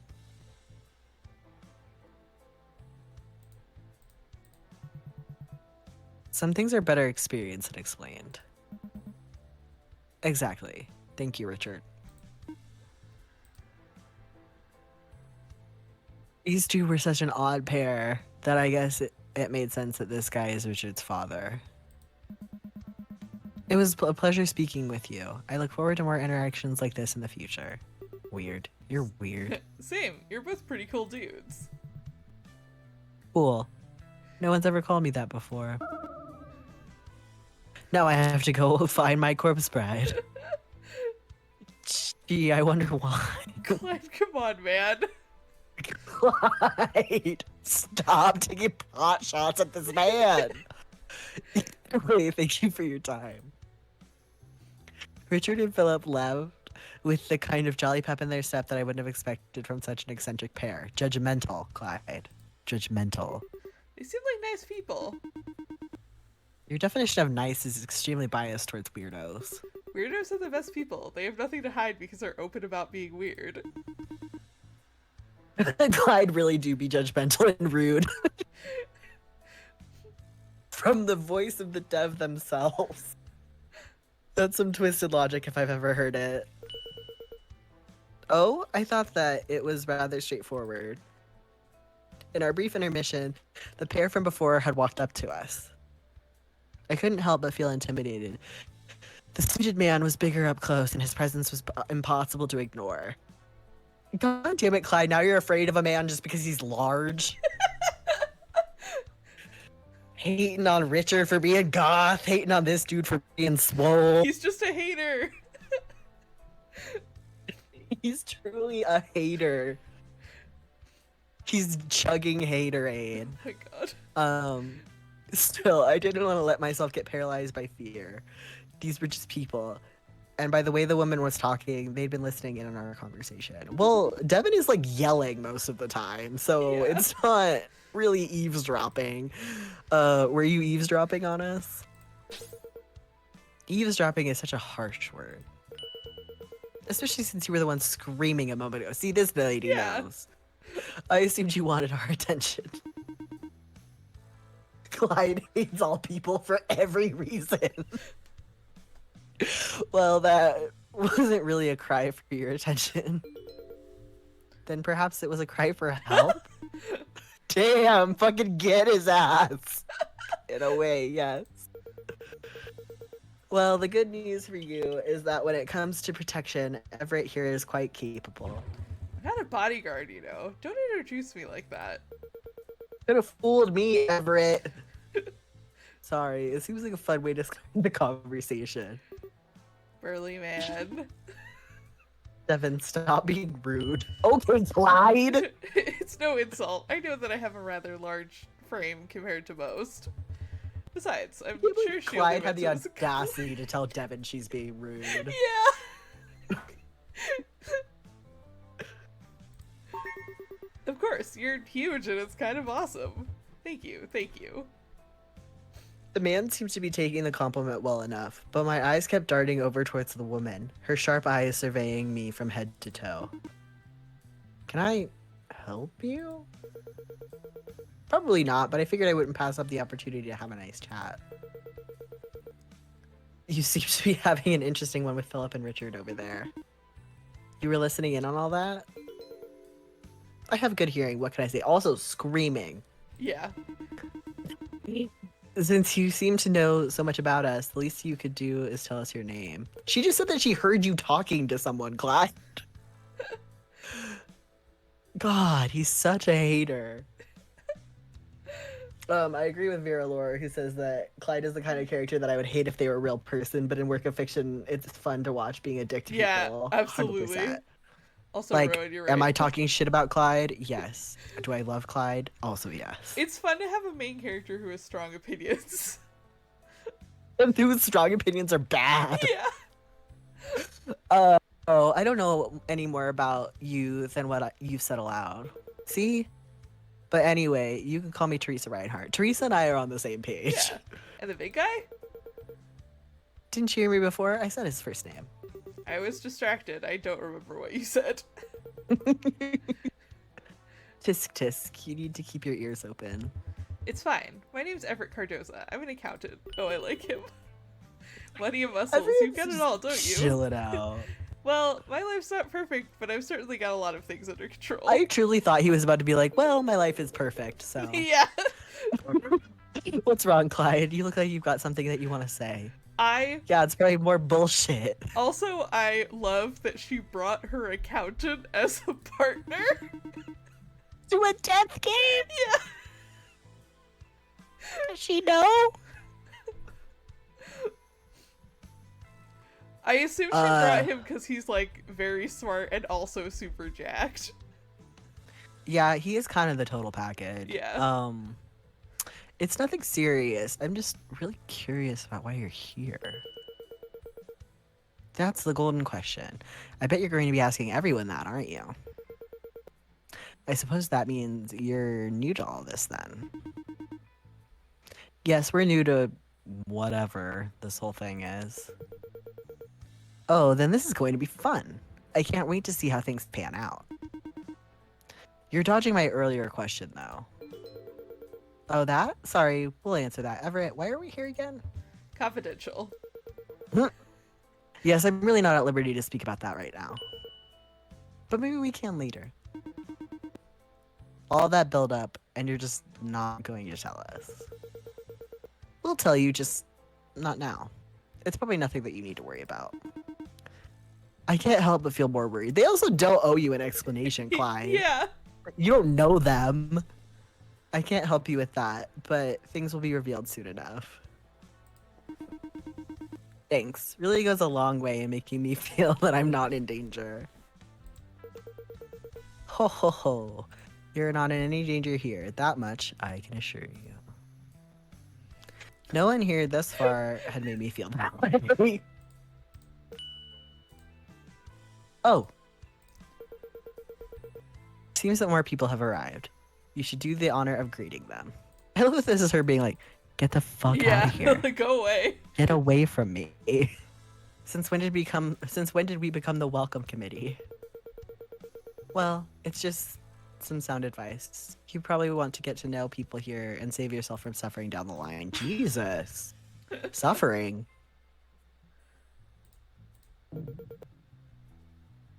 Did I say that out loud? It was nice meeting you, and I hope Teresa didn't scare you too much. She just likes messing with people.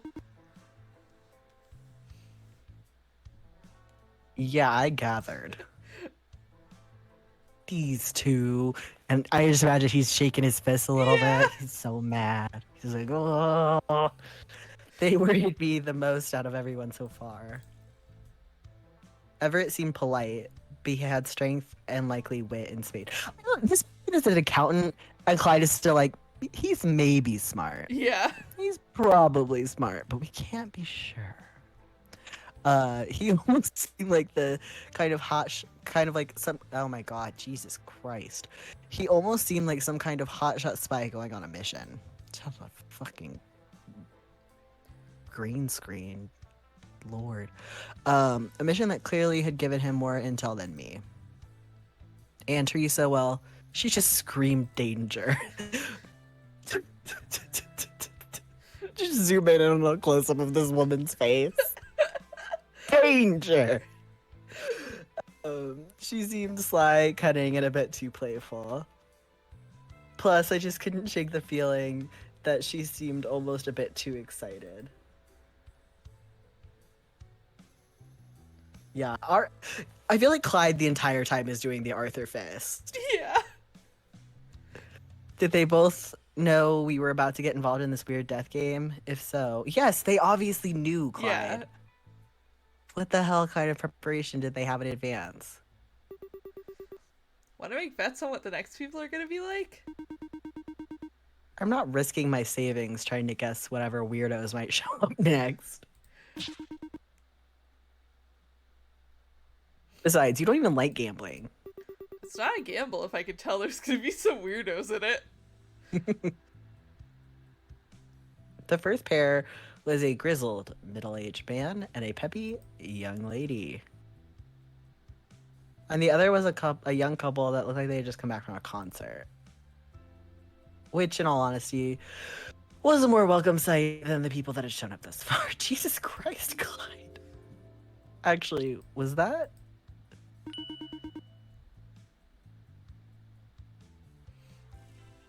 Okay. How about you go and introduce yourself first? Yeah. I'm tired of doing all the talking. Sure, I think I'm in the right mood to talk now. Devin stood up and looked between the two groups before heading to the left, towards the older man and jockish woman. Hey there, what's up? That's really how you're gonna introduce yourself? Clyde, that's so normal! Oh, this is Gruff Man. The grizzled man walked right past Devin without a word, or even a glance, from what I can tell. Hey, Alphonse, no, bad. That's not how you're supposed to act in front of others. The lady pulled on the man's arm and dragged him back over towards Devin. Don't mind Al, he's just being a sourpuss. Was the ride just not comfortable enough for him? Probably went too many bumps, and that's why he's being a grump right now. So, go on, introduce yourself properly, Al. She was nice enough to walk up to you despite your scary face. Alphonse Gilmont. And you work as a... PI. Oh, he's a detective. Like a private investigator? No, he's actually the number pie. He actually serves as the physical embodiment of the digit pie. He's really not one for conversation, is he? I promise he's not usually like this. I'm sure he'll loosen up with time. Anyway, I'm Maria Faraday. I'm a personal trainer, and I'm here to kick ass and take names. Badass. You definitely look like you could kick some serious ass. She's like this big! Yeah! She's so little! She's like, I got a pixie cut, I'm ready to fight. Thanks, but don't worry. I only beat the shit out of people who deserve it. And you seem nice enough to not deserve it. I love her. I hope so. My insurance doesn't cover ass kicking. Oh, that's tough. Well, if it ever comes down to it, I'll go easy on you. It's appreciated. Name's Devin. I'm a line cook, and my silent friend over here is Clyde. He's a dishwasher. I could introduce myself. Thank you very much. Well, you were taking your sweet-ass time. Nice to meet you, Clyde. A line cook and a dishwasher, which means you both work in a restaurant. Yeah, that much is obvious. Jesus Christ, Clyde. We work in a pizzeria. If you stop by, you'll get to see my handiwork up close and personal. Hey, if you hook me up with some food, I'll totally give you a discount on a gym membership. A pair of pretty faces like yours would be more than welcome. You hear that, Clyde? I think Maria's taking a shining to us. Huh? Well, I suppose that's a good thing. Clyde! What?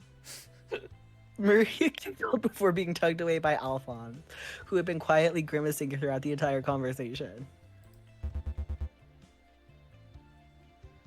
If you're done here, we have some prep work to do. You need to learn how to let people have fun, Al, and stop dragging me. These are new shoes.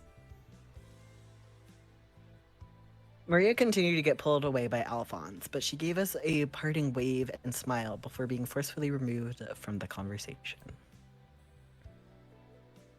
Maria and Alphonse.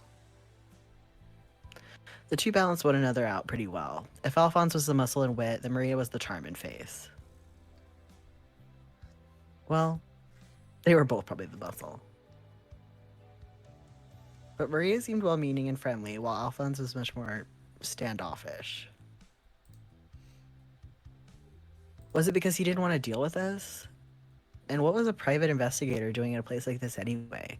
Was it just a coincidence? I do love that he's like a man with a job here. Why is a private investigator investigating this weird cult that took us all out into the middle of the woods? It's also just like, you think that someone who like investigates for a living like wouldn't potentially have a reason to want to wish or like a treatment of some kind? Yeah. Clyde, come on. Kind of reminded me of Lilith in a way, someone that didn't want to deal with nonsense and might not shy away from conflict. Though he seemed more like he might just avoid it if he could, but hard to tell from just first impressions. Maria, on the other hand, she just warmed up to us real fast. Was she just naturally that charismatic and kind? Was it a front? Just some way to gain our trust and be on her side early? I didn't know. But now that we were in a death game, we couldn't just blindly assume that every friendly face had good intentions. A job haver in my Christian Minecraft server? Even if part of me really wanted to believe in it. Look at that, Clyde. If things to go well for us, we might have a date by the end of the day. Are you serious right now? What? Were you not getting the same vibes that I was right there? She was offering us a discount at the gym. She totally digs us, or at least one of us. Probably me. Devin is pitching this as a throuple. Yeah. Devin is like first, I assume that she's into both of us and that we will all be dating as a triangle, as a unit. Second option, she's into me. Devin really said Maria has two hands. She's probably just flattering you so you'll go over to the gym she works at and pay up. Love wins. I think it's worth it if it means I get to go on a date with someone as cool as her. You managed to stay committed enough, that is. Like you weren't interested either. You don't have to be committed. You can negotiate those boundaries, baby, in your throuple. Anyway, you're right. I should totally take the lead in these conversations. It's way easier than watching you fumble around. I do not fumble. Sure, keep telling yourself that. Watch and learn. I'm gonna go chat up those two over there. Get more dates. Yeah. With confidence in her stride. I love that should be like the mini game in this is like while fucking Clyde is trying to survive, Devin's just seeing how many dates she can get. Yeah. With confidence in her stride, Devin walked up to the other pair who seemed to be absentmindedly tapping away at their phones. Weird. We couldn't get any reception here, so what were they doing with their phones? Playing gacha games. Doing dailies. Yeah. Before I could ask that myself, Devin had already called for the pair's attention. To Devin, this is a dating sim. Am I the chill woman or are you the chill I woman? think you're chill woman, because I'm the skateboard guy. Right, okay. Can we help you? Yeah, look, I'll try and make this as direct as possible. My friend Clyde is totally into you and would like your number. What? What? Both me and the guy with dreadlocks looked at one another. At this rate, people were going to know me as the loudmouth guy that couldn't help but scream every 5 minutes. Whoa, that's not true at all. But you were saying so many things about her, Clyde, like how pretty she was, and... I shoved my hand over Devin's mouth before she could say anything else that made me look like an idiot. Well, you are an idiot, Yeah. so... But of course, the damage had already been done. Hey, what's your deal, man? You think you could just walk up to her like that and ask for her number like it's okay?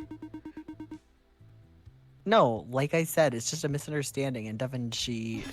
I don't want to hear any of your excuses. You don't even know her, and you're just gonna ask for her number?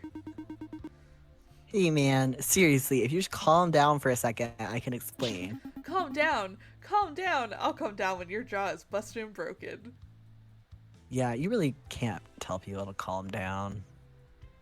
Yeah. The man grabbed me by the collar and raised a fist into the air.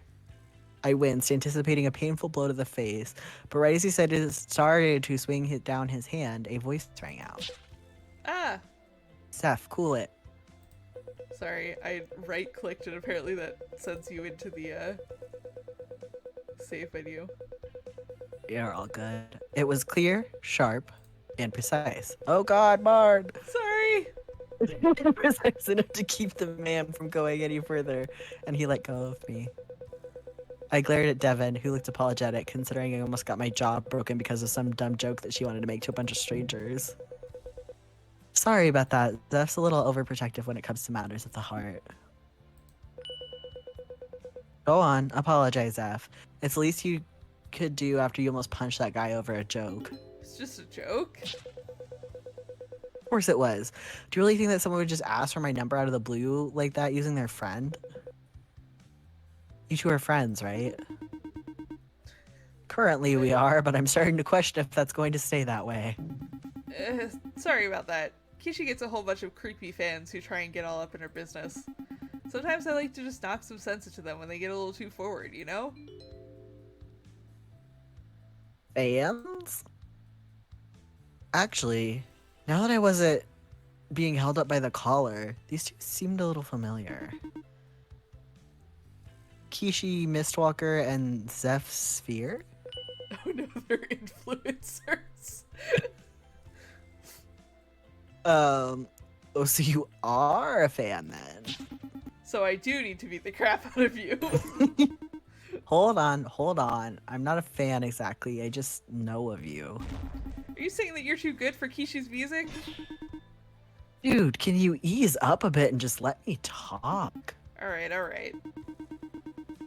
Finally. I was trying to say that I know of her because I've heard of her band online. You're the drummer for Primordials, right? That's right. Ever been to one of our concerts? No, like I said, I've only heard your stuff in passing. The music's great and all, I just don't go to concerts. Oh my god, Clyde. So fucking boring. Well, I'm just glad you're not one of those overzealous fans. Otherwise, I might have really let Zeph beat the snot out of you. Well, I guess that's good news for all of us. I'd rather not get my knuckles bloody today if I can help it. It wouldn't look good on my photos. Photos?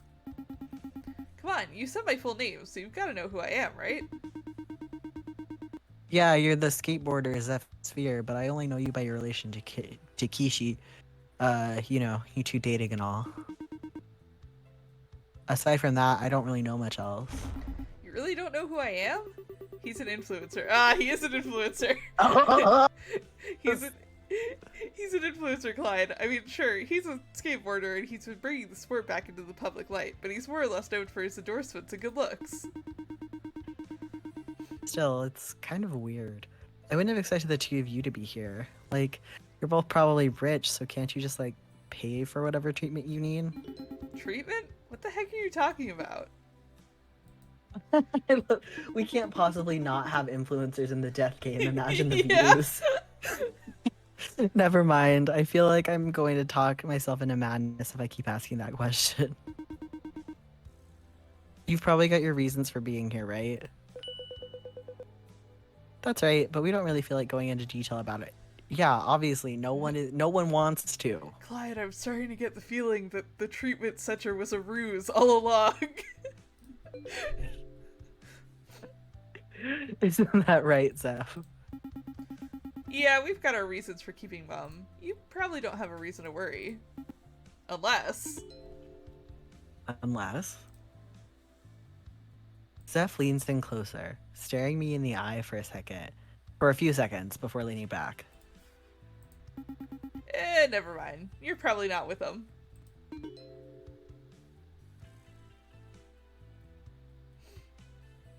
With them? Don't worry about it. You probably have no idea what I'm talking about. If you say so. Anyway, it was nice meeting you too. Maybe when this is all done, I'll give you my number so you can catch one of our concerts. Assuming we're on good terms when this is all over. Sure. I think I'll pass. The last thing I want is for Zeph to get the wrong idea. Zeph and Kishi. Really wouldn't have expected two celebrities to actually show up at a place like this. And they certainly knew what's going on here. It's almost like they weren't really trying to hide it. They just weren't explaining it at all. God. So what did that mean? Why the hell were two celebrities in the know about death games and almost nonchalant about it? Did they have a death wish?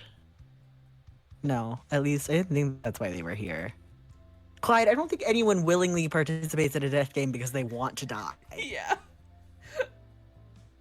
Honestly, add that to the death game tropes. More need to do that. Just the guy who wants to die. Zeph was way too protective of Kishi to let any harm come to her. So then why participate? Was it Kishi's idea and he was just here to keep her safe as long as he could? I mean, Kishi did seem to have a bit of sway over him.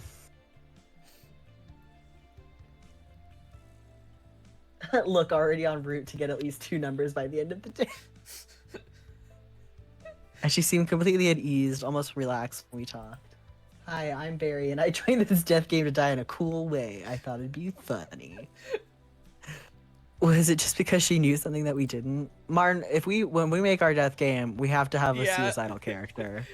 Guy who just wants to die in a cool way.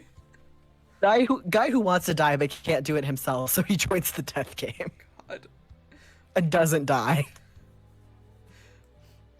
If they were prepared, then that meant they might have ideas for what death games might pop up.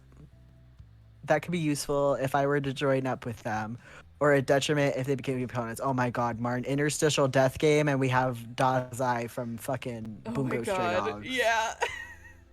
Hell yeah. After what you put me through, you're not allowed to speak on my behalf ever again. Never? As long as I live. So when you die, I can make up all sorts of wild and fantastical stories?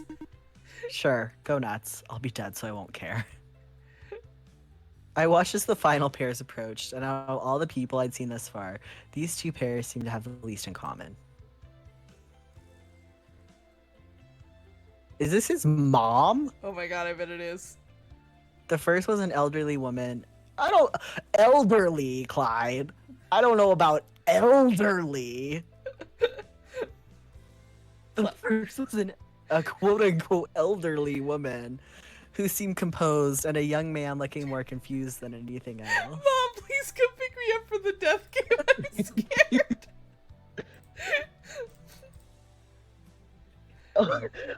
For a split second, I thought you meant you were a real death game. She's on MOONSHOT 2025. Yeah. The top patrons will be participating.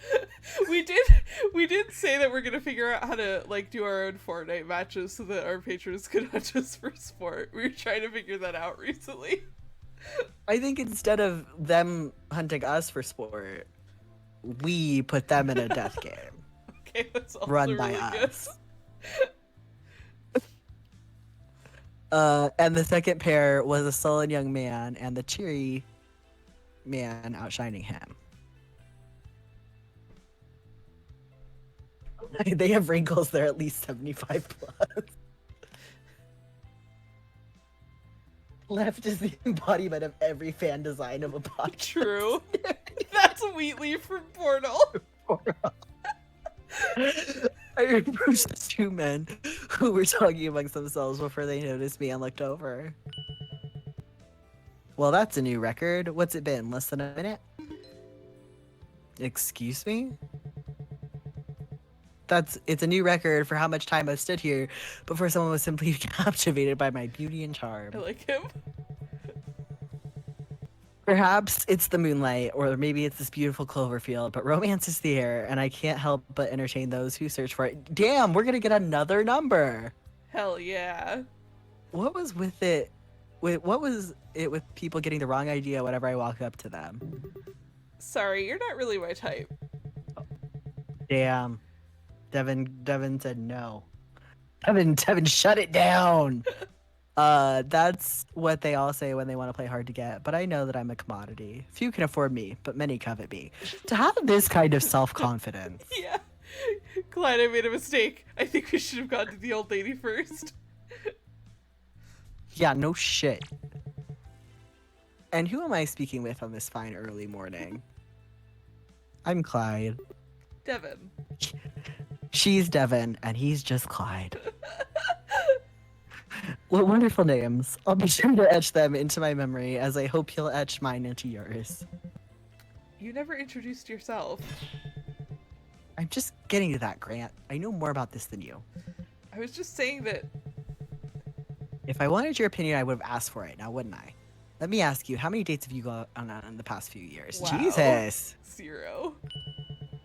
That's right, and I can tell you that I have at least had more than 0 dates in the past few weeks, let alone years. Good lord. No.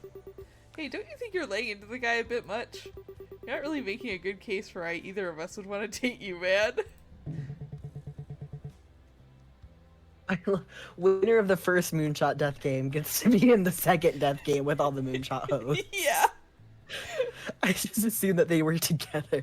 Oh, yeah, that's her. Honestly, yeah, we'll make it like a Danganronpa 3 situation where the winner of the first Death game gets to compete again knowing that it's a Death game. Yeah. Against all of us. You'll have to excuse my fit of anger there. A lack of sleep and breakfast does that to a man. Honestly, I get it. Mm-hmm. The name's Jade Emerson, and my sole acquaintance here is Grant. Oh, we found Jade! Oh, hey, we found Jade. Hello. He's always dour, so don't mind him too much. You didn't have to say that, dude. Okay, Clyde. You don't have any room to talk. Yeah, come on, Clyde. You're right. Why focus on him when you can focus on me? In case my looks aren't enough, I'll have you know that I'm a talented computer programmer. In fact, I've helped in the development of numerous popular apps. Oh wow, I'm just being swept off my feet right now. I love Clyde. Wow, someone ruder than me? No doubt. That's why I have connections in all sorts of industries. I could help you get you want where. I could help get you where you want to be in life. Right now, all I want to be is as far away from you as possible.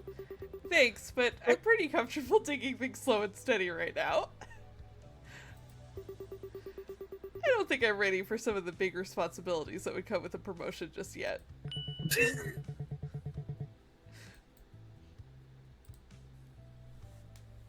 Oh god. Well, that's the best part. The higher up you go, the less work you have to do. True. Why, you only have to make a few decisions each day. After that, everyone underneath you just does what you say. It's as simple as that. Can I punch him? I really want to just punch this guy right in the face. I'm not stopping you. Jade, I think we should leave them alone. What? But why, Grant? They're clearly a fun-loving group. Every time you speak, I see them wince. You're probably stressing them out. Good point. They're probably tired from their trip here. Clyde, Devin, we shall continue our conversation another time. But it was a pleasure to have met such well-minded people. Sure, dude. We were quick to turn away and get as far away from Jade as we could. But as we passed him, Grant turned ever so slightly and whispered something quietly to the two of us. Sorry. I honestly couldn't take either of them seriously. I mean, a VR headset that'll kill you with a hammer if you die in a game, Jade.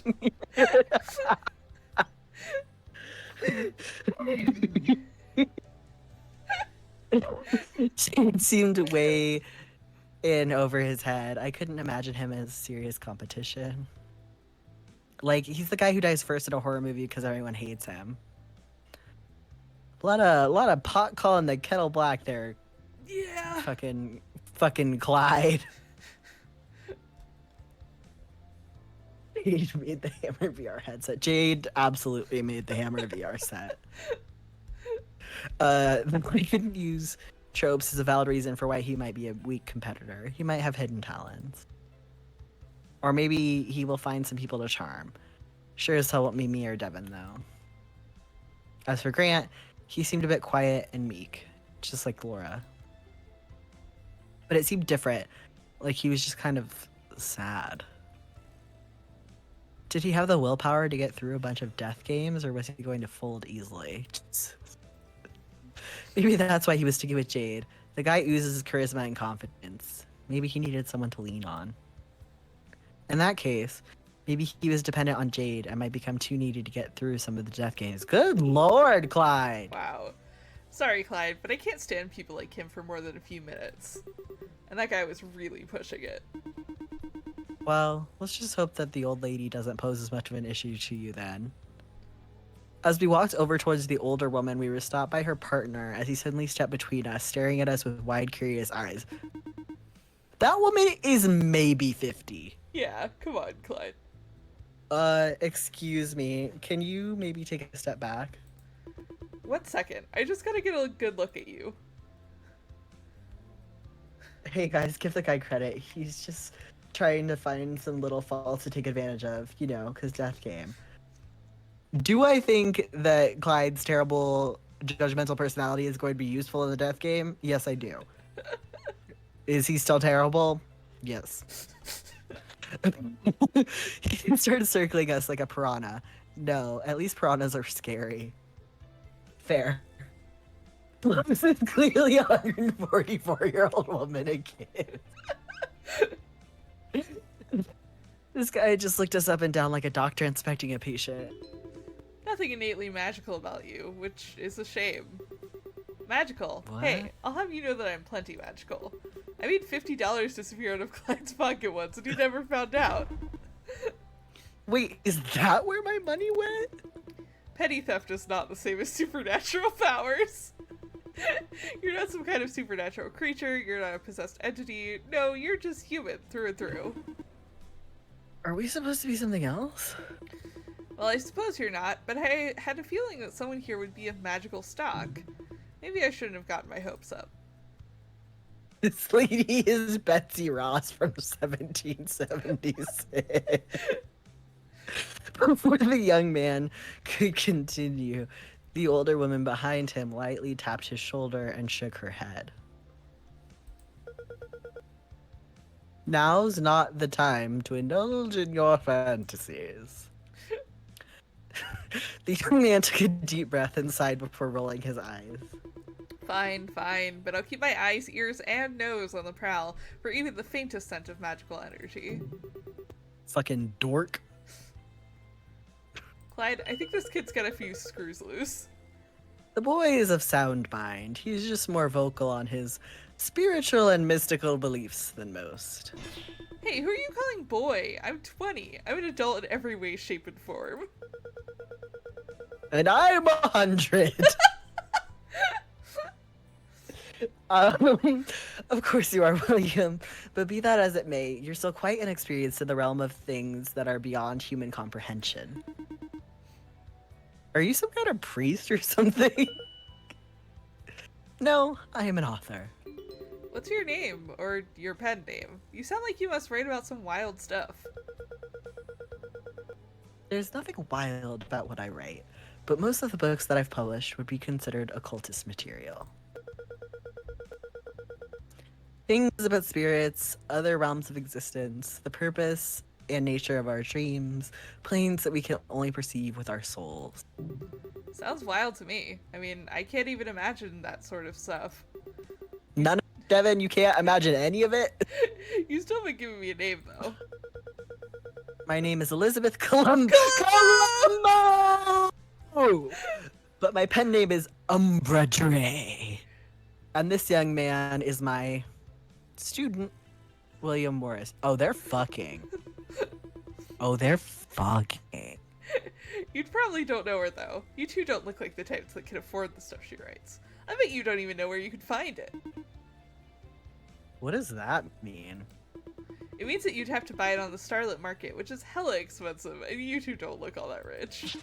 The dark web. The dark web. The dark web! And what in the world is the starlit market?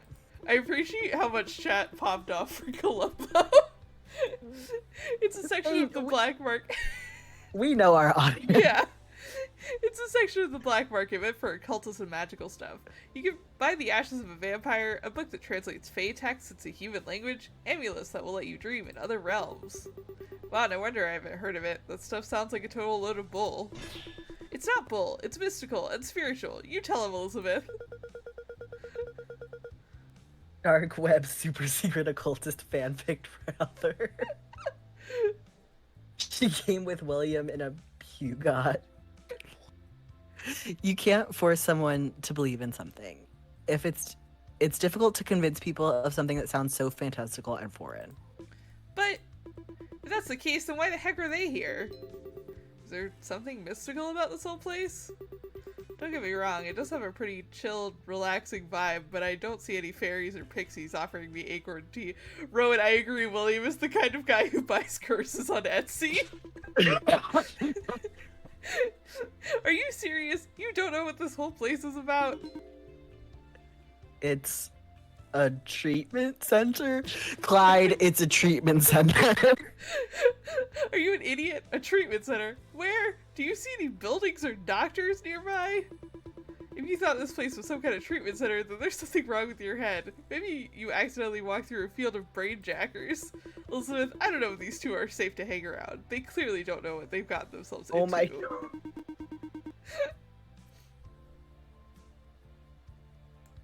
This man is like, this Etsy curse buyer is like, I don't know if these two regular people are safe.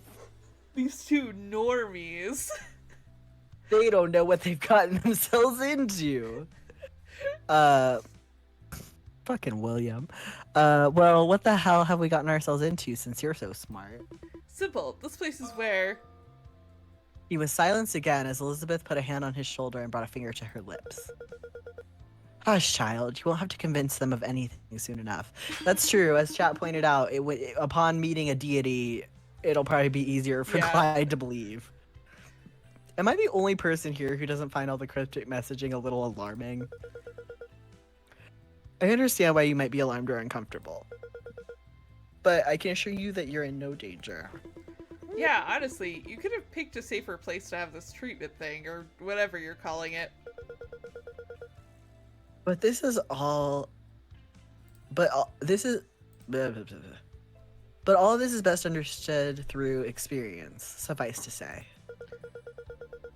And it would take longer to explain everything than to simply wait for it to start and have everything make sense when they begin. I'm just gonna say, everybody is saying that, and I just want to talk about the fact that the goddess's people had to set up the stage where they did their press conference. Mm-hmm. So I feel like in that time, multiple people could have just explained. True. That's not a satisfying answer. William, tell me what you were going to say before she cut you off. No, she's right. You'll understand more once you're in the game. So, like, half these people have done this before, and then you walk in, and the goddess is like, okay, time for you to die. Yeah. Oh man, it'd be very funny if she had a misconception about human death. Let's go, Mom. These guys are survival girl material. In the game? William? Oh, sorry. I spoke up when I shouldn't have, huh? Well, you've got that much at least. You'll figure the rest out once things get started. A game? What the hell are you talking about? Are we playing the world's most obscure game of hide and seek? That would also be good. Yeah. We might. A visual novel about, like, extreme hide and seek on an island, I would play that also. I would play that. What does that mean? Like the most dangerous game, but it's like hide and seek? It's just hide and seek. I would play it. I would play the shit out of that. Stop talking about riddles and just tell me what's going on. William is a goddamn annoyance. Jesus, Clyde! Come on, Clyde. Cocky, hard-headed, acts like he knows everything. I can't imagine this guy getting far at all in a death game. Me, Clyde, the death game expert. Yeah. The pundit on death games.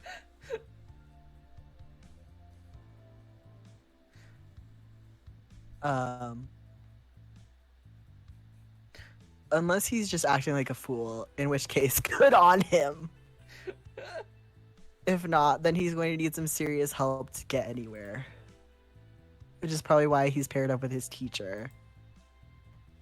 Elizabeth, she seems wise, and like so many other people here, seems to be keen on keeping some secrets. Chances are that she knew about the Game of Fortune beforehand as well. So what, she didn't want us scared?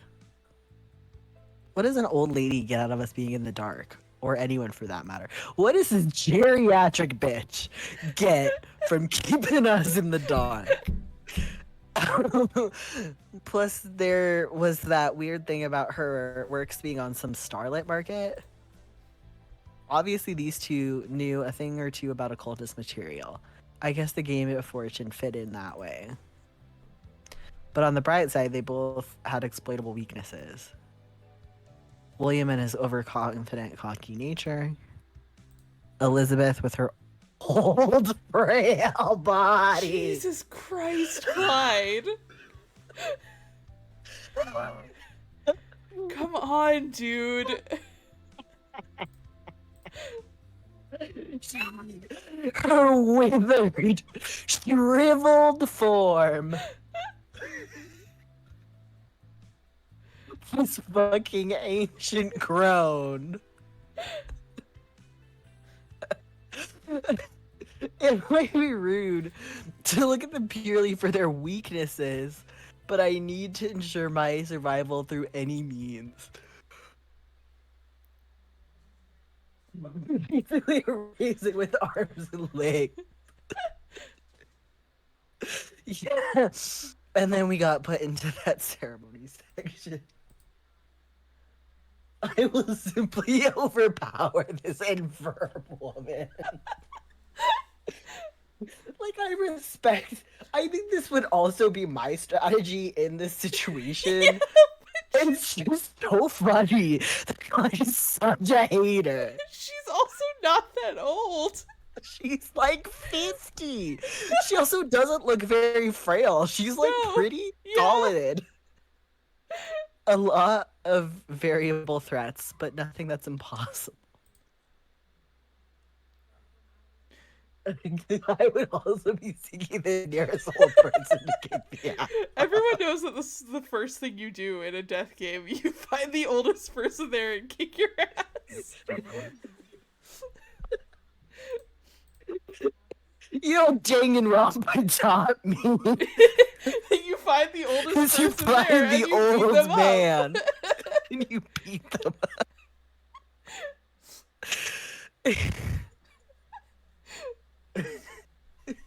Hey, Clyde. Philip, where are you? Come here.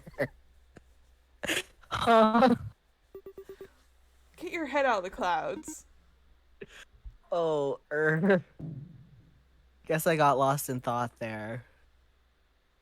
Seeing that Belle was still looking over us, waiting for questions. That was such a long flashback. It was.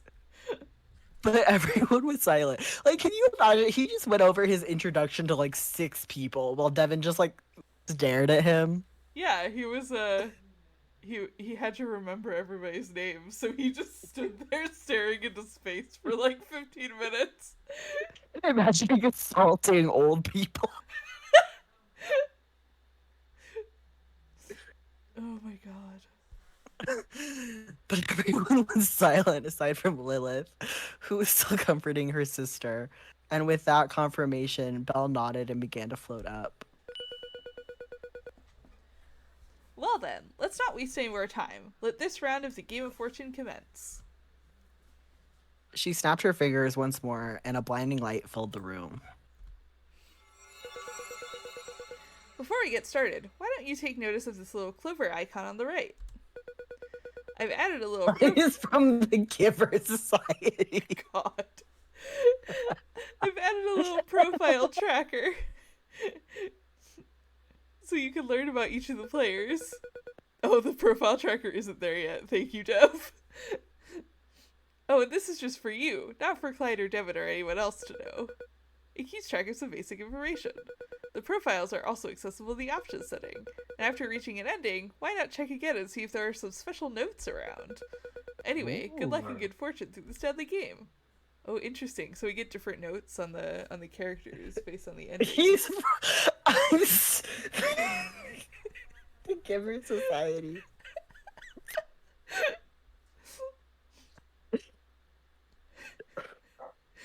Oh, I felt my head ache for a moment as the flash left me disoriented, but when I readjusted, the room was the same as it was before. The only difference now was that Belle was gone and that the first door had opened up. Alright, now that we've got things started, who's going where?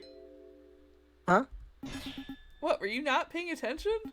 We gotta split up into 4 groups of 4, 4 people for each room. Right.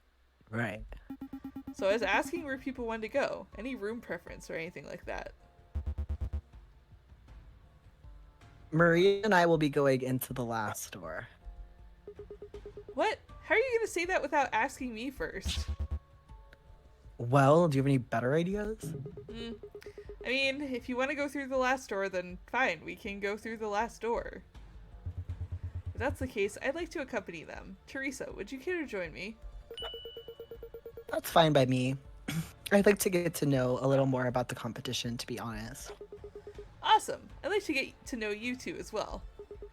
Especially you, dude. What's your regimen? You must work out a ton to get muscles like that. Haha, well, it's nothing special, really. They start to chat idly as if there isn't a care in the world, like they aren't going to be playing for their lives. Alright, so we've got room 4 taken care of. That leaves 3 more. As I listen to Zeph try and organize the groups, I feel Devin tug on my arm. Hey, Clyde? Her voice shakes me out of my stupor. What's up? I think that we should stick together, as a pair. I don't know if anyone else is gonna split up or anything. She held onto my arm tightly as she looked over at the others. I understood because, frankly, I felt the same way. I was terrified, and the idea of having to play games to survive sent a chill through my entire body. The only comfort I had right now was knowing that Devin was here with me, and that she'd probably have my back if we got into serious trouble. Probably she'll have his back. I just want to be able to kill you myself, Clyde, Devin. And in terms of serious trouble, this is about as bad as it could get. I mean, to be fair, your friend and coworker, I'd rather kill them myself. Yeah. I feel like you owe it to your friend and coworker to murder them with your own hands. Yeah, I agree. That's just honor. That's just common courtesy. Yeah. And yet, in the back of my mind, other thoughts floated around, pulling for my attention as the seconds pass. What if we got put into a game together and we had to kill one another? That's the point, Clyde. Yeah, It's honor. You are duty-bound to murder your own friend with your own hands, rather than letting some other fucker do it. You want fucking Zeph to kill Devin? You want fucking Richard the Goth Jack Skellington motherfucker to kill her? Basic dignity is taking your friend and coworker to a hell murder death game and killing them immediately.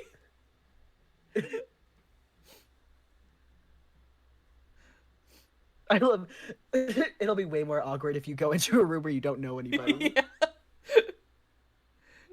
Yeah. What if other people tried to kill us? Are we going to have to protect one another? And most important of all, if there was only going to be one victor, were we doomed to be enemies from the start? Hey dude, don't just zone out like that. It's a little freaky seeing you go wide-eyed like a fish. Sorry. Just kind of lost in thought. I want Richard to do it.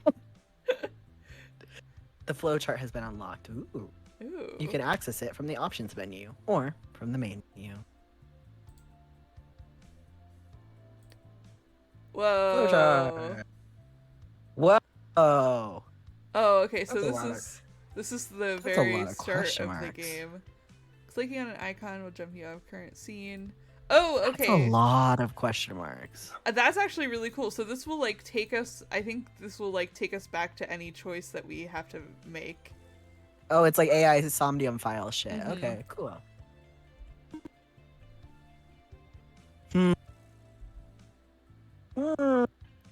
Honestly, I think, oh god, you can choose? Yeah. Okay, well, we've clearly stated that we want to stick together Yeah. because we want to have the common courtesy of killing Devin with our own hands. Yeah. Like friends do. Like friends do.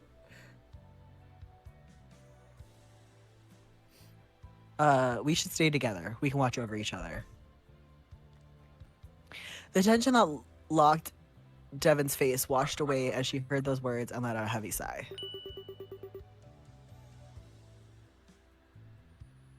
Yeah, I agree. As long as we got each other, things are gonna be just fine. That's what I hoped, even if I knew it was just delaying the inevitable. Yo, lovebirds, you two done whispering to one another that you want to join the conversation? We're not dating.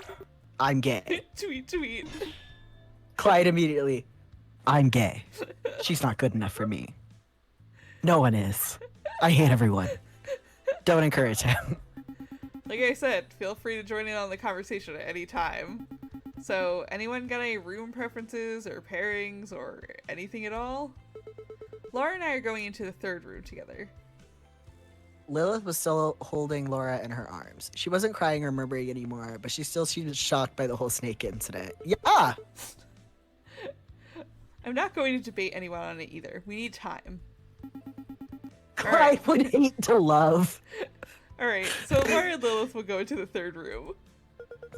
Oh my god, Marn. This is... I don't know how many blue lock heads we have in the chat. But Clyde experiencing love is like when Hitoshi Ren experiences teamwork. Yeah! It's like, what the fuck is this? This It's like, I fucking hate this. This sucks. He's like, wow, all of my teammates care about me and they're here for me in my time of need. This is bullshit. I fucking hate them. What fucking dicks? Everyone should read Blue Lock. It's good. Everyone should read Blue Lock. It's really good.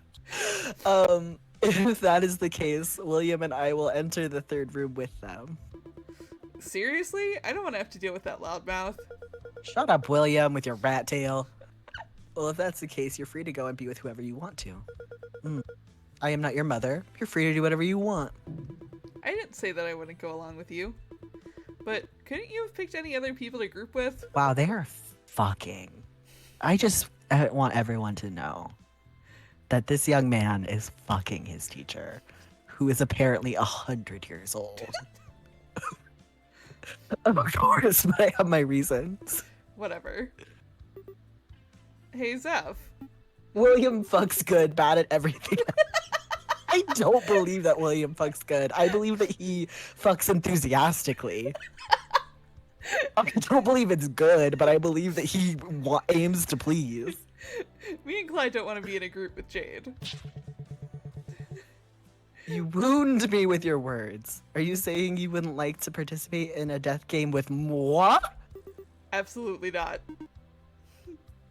Ditto, dude. Oh, the woes of rejection. I'd still like to pair up with Jade if that's alright. Do whatever you want. Just know it means you're not going with Clyde or me either. That's fine. I don't want to split from Kishi either, so that means Philip and Richard, you two are going to be with one another as a pair too.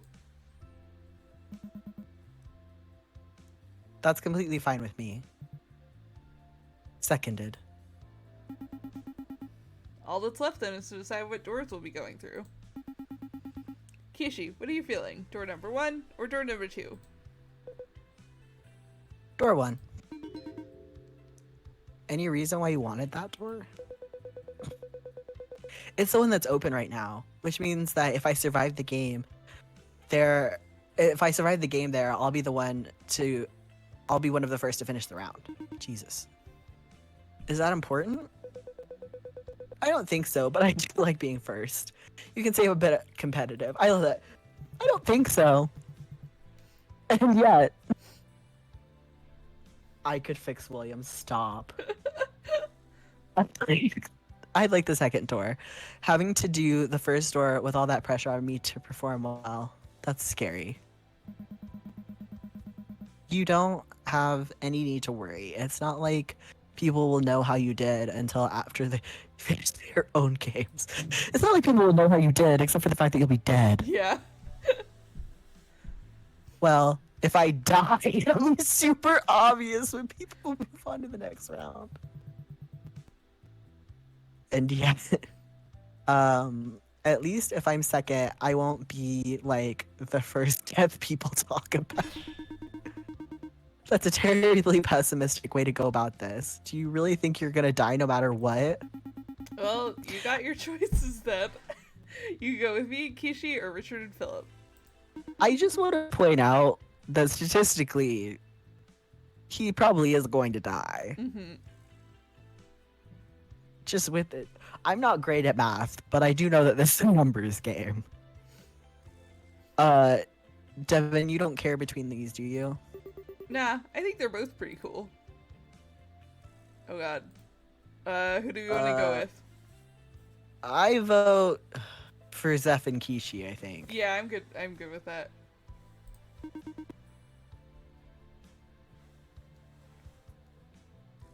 Let's go with Zeph and Kishi.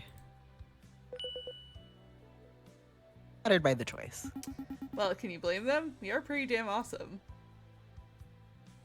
I mean, it was you were the corpse bride bitch, so...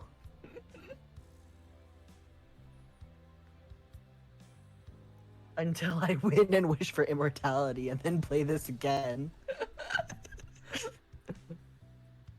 When I win and wish for more wishes. Which means that Jade, Grant, you're with us. I'm glad that you'll have us.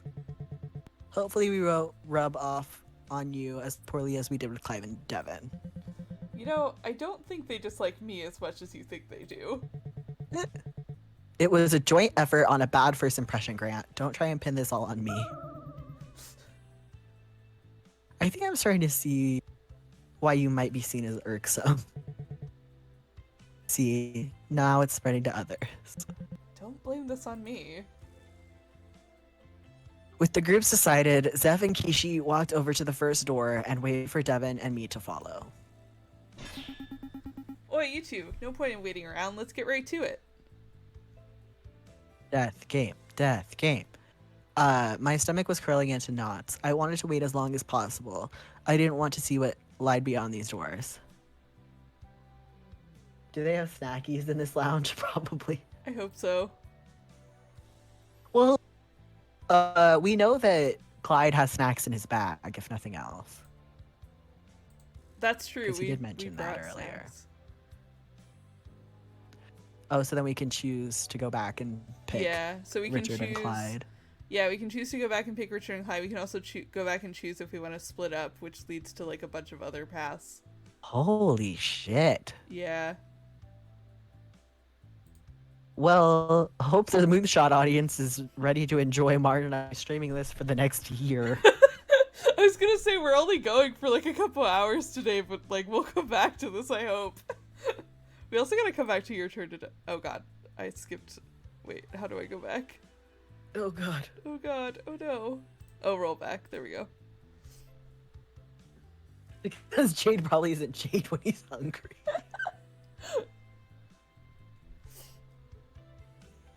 Yeah, Jade probably does need a Snickers.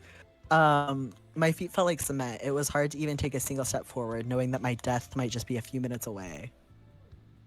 My heart was beating like mad, and I could feel a trickle of sweat starting to roll down the side of my face. This could be it. This could be the end of my life.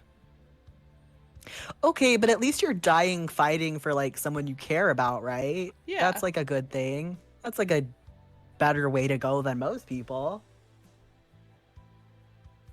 Hey, if you do, I'll be stopping in for sure. Hell yeah. I mean, I'm having a lot of fun. Yeah, so, this rules. I want to stream. Once I get back from being abroad, I'm very down to continue our adventure through every single path. Yes. I can't. One day we will also go back to Your Turn to Die because we literally stopped it like right before the first death. Oh, And haven't God, come back to it in like 2 months. yeah. Yeah. My thoughts were paused as I felt a push on my back. I turned to see Devin smiling at me with a look of sympathy and understanding. Fear and uncertainty lingered in her eyes as I imagined it did in mine. Don't stare at me like that, you dope. People are gonna get ideas otherwise. Now come on, we can make it through this if we try. I think that Devin is adamant, like, is Devin cool to have a throuple with Clyde and Maria? Yes. Oh, Does okay, here's our... Devin want to date Clyde alone? No. Go back to Clyde. Show Clyde again. Look at this bitch. Look at this bitch. Oh, it has Oh, his birthday's coming up. Yeah, it has her birthdays. Hold on. How old is Elizabeth? 68. 68. Oh, well, she looks good. Yeah, she Good looks for her. For 68. I definitely was like maybe a 50. Everett is in his 50s. We're not calling him ancient. Yeah, but that's because Clyde is a little bit sexist. Clyde has different standards for women. If we try, we didn't know what the future had in store for us, but we could try and mend its design as best we could. That's all we could do after all. That's a very Danganronpa moment. Yeah. We walked through the door with Zeph and Kishi, and once we all stepped through, the door closed behind us. The room itself was rather small. All it had were 4 chairs in front of a television screen. There were 2 exits in the back of the room.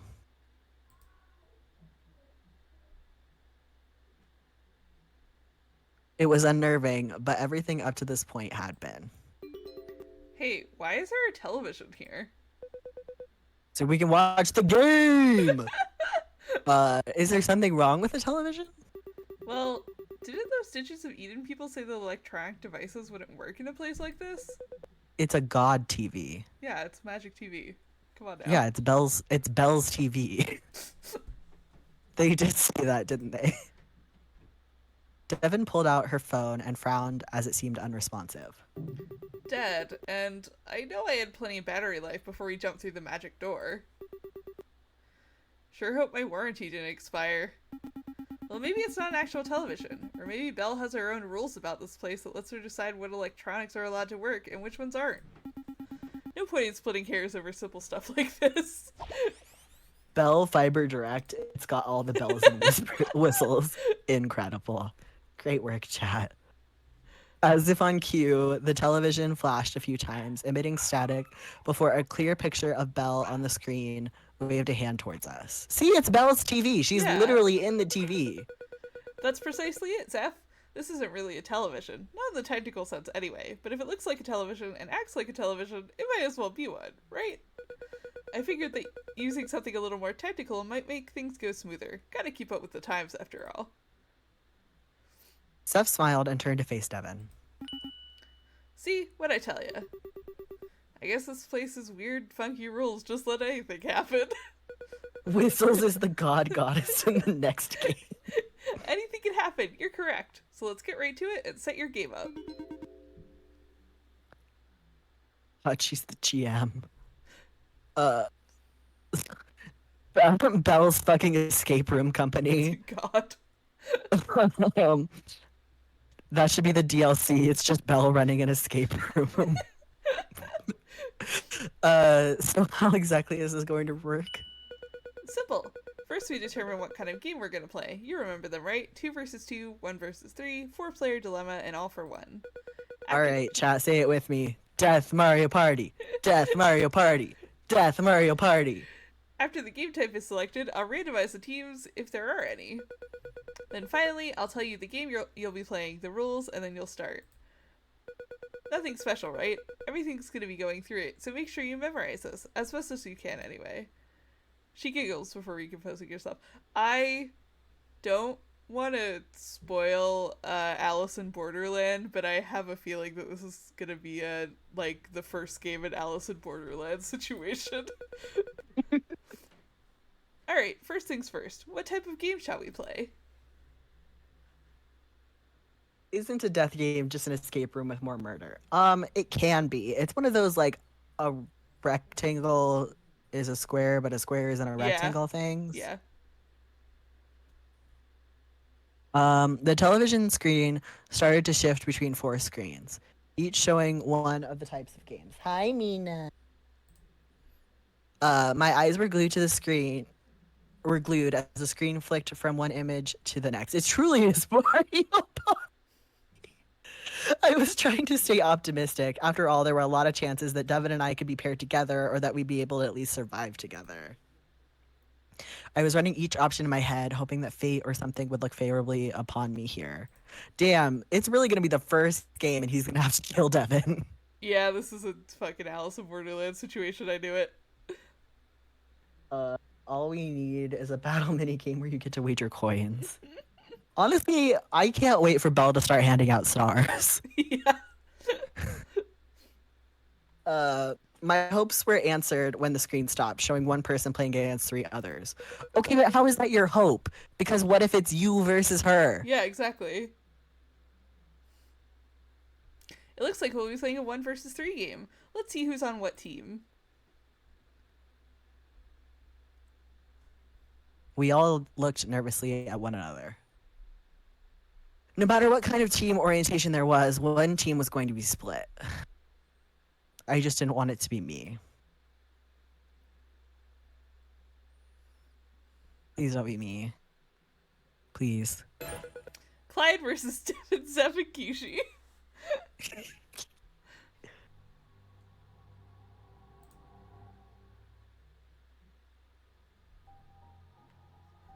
Yep. My heart sank. Time slowed. I wanted to blink my eyes and rub my ears and hope that I just perceived everything wrong. What honor! This couldn't be happening. Come on, Clyde. Clyde, if you're gonna be analyzing people for weaknesses, then you gotta get on board. Yeah. Either you're on the death game chip or you're not. That is my main. I'm gonna get on my death game box. I hate wishy-washy people in death games. Be on board or don't be. Play the game or don't. Clyde perishes instantly. Every time there's a death game and people get wishy-washy, it's a death game. Yeah. Just play. Yeah, just play it. Or don't. Yeah, or don't. Or don't. You know what I mean? But like, don't be wishy-washy. Choose. This just couldn't be happening. No. I have now revealed the exits from this room. Take note of the door on the left and right. Clyde, would you please enter the room on the left? Kishi, Zeph, and Devin, please enter the room on the right.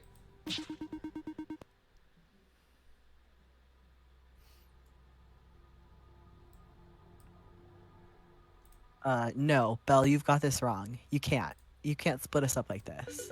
Oh, and why not? You. Are you afraid that things won't be fair because it's 3 versus 1? Don't worry, Clyde. I assure you that things are properly balanced. I've consulted with Miyamoto-san, and he assures me that this will be perfect. I don't care about that. I don't.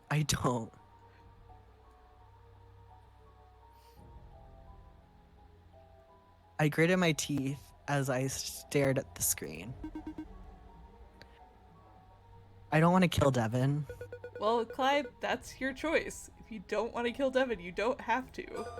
All you have to do in return is die.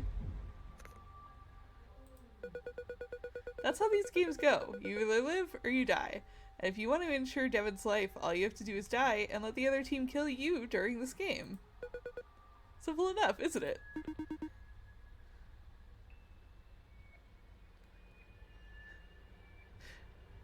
No, there has to be some other way. The sooner you come to accept the rules of this place, the sooner you'll be able to make the best choices. Exactly. Mm-hmm. If you wallow around, you'll just die and die and die. How many times can you die? Come on, Zeph. Let's go. Right behind you.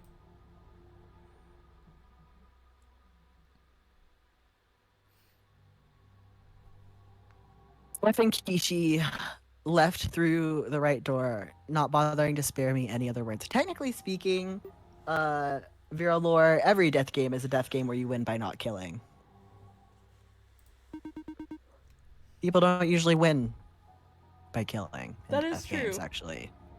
You usually are the people who don't kill are the ones who win. Statistically. Are we really going to die like this? I don't know. Devin reached out and put a hand on my shoulder, but reeled it back when she realized how hollow the comfort would end up being. Do your best, okay? She sucked in a breath of air and with heavy steps walked through the door. And I spoke in a new voice, do your best. Leaving me alone to contemplate my next move, as though I really had any choice in the matter. Did I really have no choice but to pick between my own life and that of Devin's? I mean, yeah, bro, that's the game. Clyde, if you don't hurry up and move to your room, I'm going to assume that you're forfeiting the game, and I'll have you disqualified. And I'll kill you. And I'll kill you. I'm going. Dread and fear were the only things keeping my legs moving as I entered through the door on the left. Once I entered, the door closed behind me. The room itself was rather small and simple, just a chair in front of another television screen. No observable exits aside from the door that I just came out of. Well, yeah. Was this where the game was going to be played? Soon the screen flickered to life and Belle's face was on it once again. Alright, everyone. The game that we'll be playing today is called Pick Your Poison. I hate this already. The rules are simple. Each side will take turns picking a punishment that the other side will have to experience. You will be provided with 2 options each time. What is this, the Milgram experiment? God. Where you think you're shocking people? To make things fair, however, the team of 3 will only be able to enact weaker punishments against Clyde. This balances out the teams and assures that each side could potentially win. Only one person on the team of 3 is able to receive punishment at a time. The person who sits in the chair will be designated as the person who will receive the punishment. Your teammates can choose to swap out with you before your punishment is delivered, but not before knowing what the punishment is. Lastly, you may not swap out of the chair unless one of your teammates chooses to do so. You'll have to work together if you want to distribute the pain easily. The game will end when one side has no more living players. Uh-oh! Sit down in the chair when you're ready to play. For the team of 3, feel free to discuss among yourselves who will sit up front first. Poor Clyde. I do feel bad for Clyde in this one moment because Yeah. he truly just has to sit in the chair. Yeah. Yeah, I do think under no circumstances do you have to hand it to Milgram.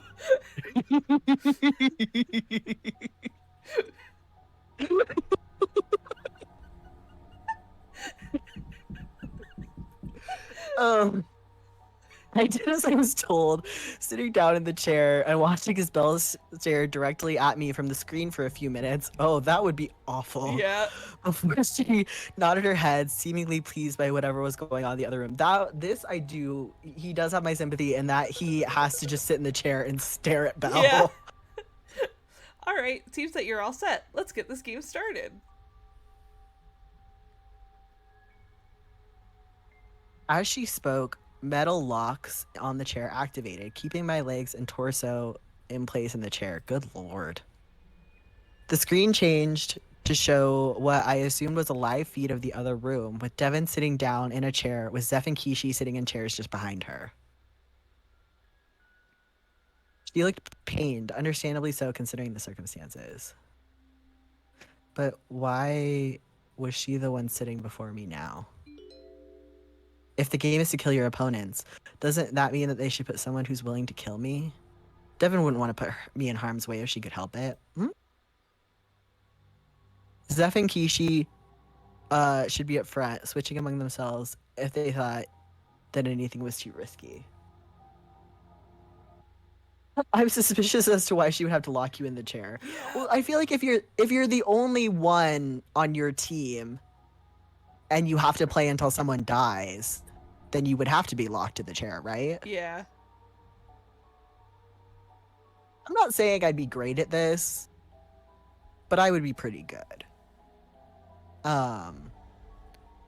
Or maybe they think that I will hurt Devin because she'd be the one who'd be hurt by whatever punishment I picked. Maybe they forced her in the chair and then took seats behind her.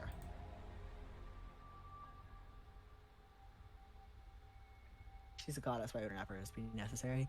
I mean, but why is the TV necessary for her to Skype in, you know? Yeah, There's a lot. she's just I being think it's extra. just for the vibes. It's to have an ambiance, you know? Yeah. To have a certain atmosphere for your death game. It's like you have a nice candle at your dinner, you know? You have a nice candle at your Italian meal, some good wine. You have chair with bindings in your death game. Exactly. Mood piece. Let's see. If they thought I'd go easy on her, they might just wait until she's dead or I'm dead. Jesus. So many options, and I don't like any of them.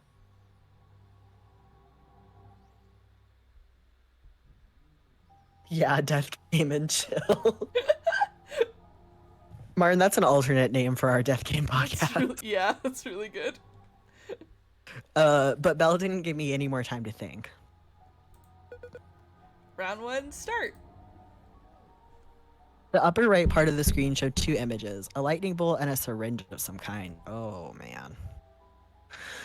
Press the left button to send a strong electric shock. Press the right button to inject your opponent with a painful but non-lethal poison. Oh, good. I would rather be shocked. Yeah. Those were the options that I had. I looked down at my hands and saw that on each arm of the chairs there was a button. That's probably where I pressed whatever option I wanted. Yes, Clyde!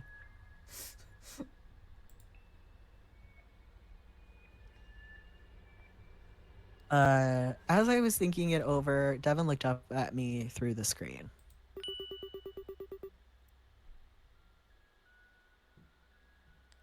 Hey Clyde, which would you prefer? A small cut on your leg or a gunshot through the leg? What? Huh? Those are the options I was given. It said you could either get shot through the leg or you could receive a small cut. I figured that you wouldn't want to be shot through the leg, but, you know, never hurts to be polite. Fair enough. Is she being honest? She's telling me what her options are?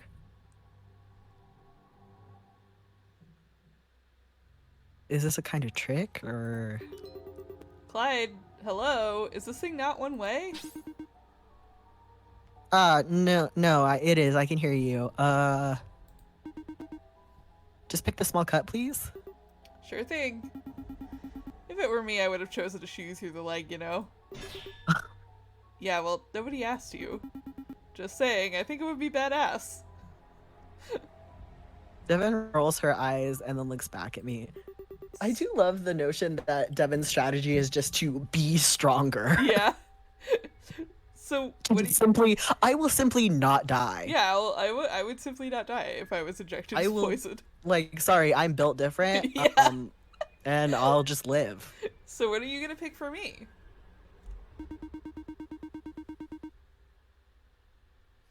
I haven't picked yet, but there's an option for a strong electric shock and one for a painful but non-fatal poison injection. Sheesh, those both sound terrible. I guess that's what you get for being without teammates. I'd prefer to take the poison, I guess. I don't know what constitutes a strong electric shock, but I'm sure that I won't die if I take a non-fatal poison. You know what? Seraph said that, and they're correct. Yeah. Okay, then I'll pick that one. I pressed the right button, and soon the screen flashed with a green check mark. Round 1 is over. Punishments have been selected. The solo shall receive a shallow cut on their leg. A trio member will receive a painful but non-lethal injection. Ugh, I hate needles. Well, you did ask for it. I guess you're right. Don't worry, I don't think you'll have to deal with that. What? A rotation has occurred. Zeph will take the place of Devon for the punishment. Huh. Hmm. The chairs rotated, and now Zeph was in front and looking at me with a cocky grin on his face. Happy to see me? Why did you trade places with Devon? Don't worry your pretty little head about that, and just deal with your little leg cut. I was gonna be like, you just deal with your little fucking paper cut over there, you little pussy. You little fucking you over there. You just deal with your shit. As he spoke, a compartment of my own chair opened up with a mechanical knife slicing right through my pants, leaving a shallow cut on my thigh. Oh, well, you could have pulled his pants up. Ouch. Jeez, that fucking hurt. Blech. You think you got it bad? Your dumb poison feels like there's acid going through my veins. Holy moly. Zeph grimaced in pain as he clutched the arm of the chair. I didn't think that whatever poison going through him would really be that bad. Jeez, it's poison! But I suppose it could have been worse. Like, even alcohol makes you feel like shit. Like, Yeah. come on. I was still looking down at my shallow wound before a new set of options was put before me. Round 2, start. Press the left button to ignite your opponent's leg for 2 seconds. Oh. Or press the right button to pour a liter of acid over your opponent's arm. The burn! 2 seconds of a burn? Yeah. That's fine. That's nothing compared to a liter of acid. And done. I'm guessing you don't want to talk about our options, do you? Look, man, someone's gotta die. And I'm really not keen on dying this early if I can help it. Also, I've got, like, burning blood right now, so I'm not really feeling chatty right now. Well, if that's how you're gonna be. He was right in a sense. We were fighting for our lives. Lighting his leg on fire for 2 seconds seemed way too merciful for him. Oh my god. So I chose the acid pouring! Round 2 is Clyde over. said, time to lock the fuck in. Punishments have been selected. The solo will receive a painful blow to the chest. A trio member will have their arm doused in a liter of acid. Acid, dude? Really? Don't complain. You just talked about how we were all going to die a few seconds ago. Yeah, but that doesn't mean you just pour acid on people. Before he can protest any further, the ceiling opened and noxious bubbling acids descended onto his right arm. Oh man, okay. Zeph cried out in pain as the liquid continued to rain down on his arm. Only once it stopped, he raised his head and weakly grinned towards the camera. Wow. Damn, this shit hurts like a motherfucker. Still stings too, like this acid shit is cleaning my clothes. You're a real sadist, you know that? I wanted to snap at him, but before I could, a steel mallet slammed into my chest, knocking out any air I had left and sending a wave of pain across my body. Oh my god. He just got Looney Tunes. It's the Hammer VR guy! We've come full circle! The pain was intense, and I could tell that something was wrong. Yeah, your ribs are probably broken. What's wrong? Got the wind knocked out of you? That shit looked like it hurt. I glared back at the screen. My chest was throbbing. I had never felt pain and anger in this magnitude before. I wasn't sure if I had broken a rib or if this was just a nasty bruise. I mean, you got hit with a mallet. So, like, Steel mallet. probably... Yeah, so, like, you probably broke a rib. I just knew that each time I inhaled and exhaled, the pain in my chest would flare up. Well, either way, it's looking like we're both worse for wear, which, if you ask me, is better for us than it is for you. Let's see if you can survive the next round. I weakly growled at him as I was presented with the next set of punishments appearing on my screen. Press the left button to stab your opponent in the side. Oof. Press the... I just want to talk about how Belle assured them that their physical bodies were not going to be harmed in the making of this motion picture. Yeah. press the right button to launch a brick at their head. Brick, brick, brick. Oh, Brick, that's true. brick, brick, brick. That's true. Belle didn't say that. That was the like company people. Oh yeah. So it's possible that Belle is lying to them. To the mask people, I mean. Because what I assumed was that it was going to be like, oh, your physical body won't be harmed, you'll just die. Yeah. I don't know. But I feel like there's some other layer of shit going on here that we don't know about yet. Belle, lie? Would a goddess ever do something like that? Well, it's on the internet, so it must be true. No, that's true. They're spiritual bodies. Yeah. Yeah. All right. The intensity of these options were increasing with each round. Yes, obviously, Clyde. I suppose that's to ensure someone dies sooner or later. What kind of game doesn't escalate the stakes, Clyde? It's like you've never seen a death game. It is true that they stopped breathing apparently when they went through the portal. So maybe that's true. They seem to get slurped. Yeah, like maybe their physical out. bodies are outside the portal and like they're in like weird astral forms or whatever. But I was tired of looking at this cocky bastard, and I instantly locked in my answer. I figured that a stab to the side would kill him sooner rather than later. He might stay awake after taking a break to the head. What? Nothing to say? Don't want to talk about Honestly, if I was going to try to kill someone, I would throw a brick at their head over stabbing them. I'm pretty sure you have a higher probability of killing them. Don't want to talk about what cool options of pain you might have. Alright, guess we'll just go right to the punishment then. In this AU, there is no Fortnite, there is no PUBG, there is no Battle Royale. Death games are a totally new idea. Oh, okay. He locked in his answer, wincing as the residual pain continued to linger in his body. Oh, you're joking. Okay, gotcha. See, stabbing him is just gonna let the acid blood out of his body, though. You gotta throw that brick. Yeah, you need to keep the acid blood in. Round 3 is over. Punishments have been selected. The solo shall be constricted for 2 minutes. The trio member will be stabbed in the side. Finally getting serious, huh? Can't blame you for that. I really do think that hurling a brick at his head would have been more scary. For the record, the other option I had was to cover you in venomous snakes, but I wasn't sure if they'd actually bite. Plus, we already saw a snake. This seems way more interesting. A rotation uh-oh. Devin will take the place of Zeph for this punishment. Wait, but doesn't that mean she chose to take it? Yeah. Because you can only switch if the teammate chooses, right? Yeah. Didn't think that she'd swap this soon. Well, have fun stabbing your friend there. Zeph rotated out and Devin took his place. Before I had any time to even curse at him, Devin cried out in pain as a knife wedged itself into her side. Loving these little automatic robot chairs that do the punishment. They're fun. She started to sweat as she leaned forward and reached for the knife. Don't pull it out. Don't pull Reach it for the out, knife Devin. that was plunged in your house. When you get stabbed, Yeah, thank you, Kishi. Don't pull it out. Stop. Don't pull the knife out.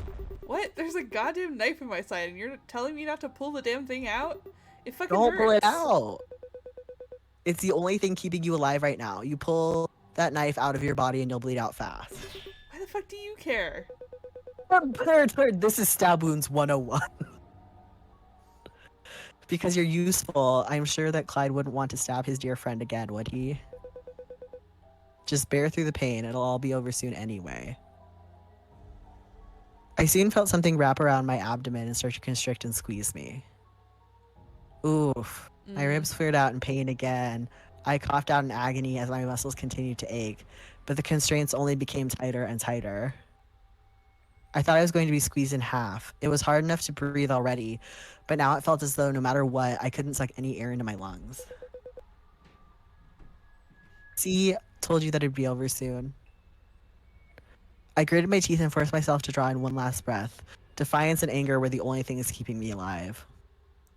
Yeah, Seraph is right. This is a interesting game because you could choose stuff that compounds, like breaking the ribs Mm. and then constricting. Or acid blood and then acid skin. Yeah. Uh, even, but even defiance and rage couldn't fight much against the burning pain in my chest. Every time I let out a small huff, I felt my chest get squeezed tighter. I just had to hold out for 2 minutes. I had already lost track of time and was just staring at Devin, hoping I could focus my mind on anything other than the diminishing amount of air in my lungs. Double acid, triple acid.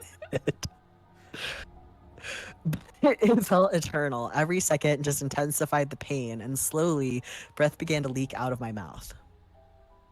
Soon I felt my lungs empty, and they pounded against the restraints, demanding more air. Even my helpless gasps were empty. I could only fill my mouth with air and couldn't get it down my throat.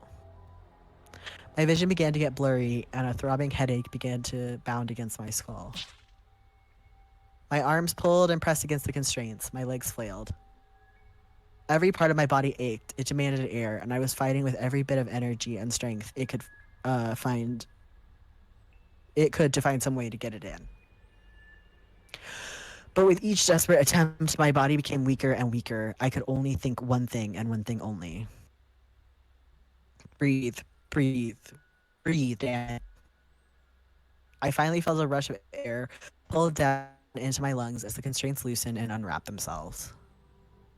I collapsed in my seat. I wasn't sure how much more of this I could take. I coughed and hacked before choking in more air into my lungs. Even after all that, my head ached still and I couldn't focus. Wait, so you win if the other team doesn't have any living players left, right? Yeah.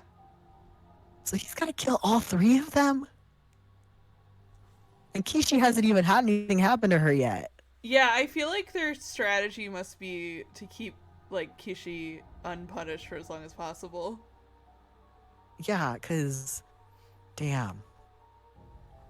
It almost seemed hopeless. Even if I were to somehow play things right, there's no way I'd be able to survive 2 more punishments like that again. This wouldn't happen if he had acid blood. Wow, he's still alive. I'll give him some credit. He's quite the fighter. Why did you take his place? You're really asking that now? Because Zeph was making you suffer, obviously. Shit, he was obviously just picking the worst options. Is it wrong to want my friend not to have another hammer slam into their chest? It was out of mercy? Or compassion? Call it what you want. Just know that I hate seeing you in pain. Thanks.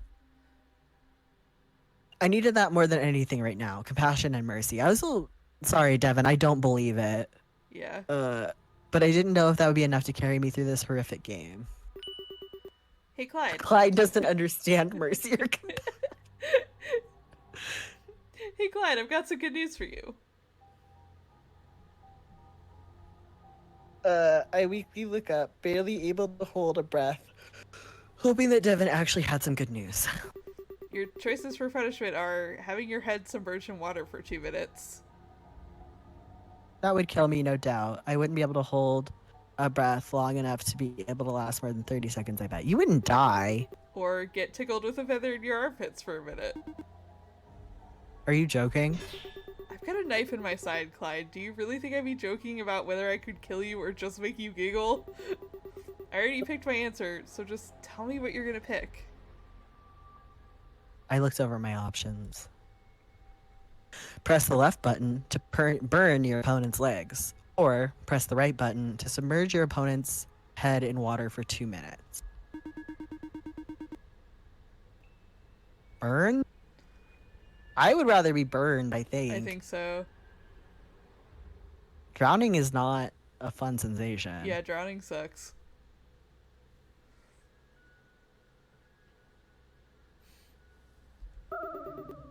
Shit, both of those sound terrible.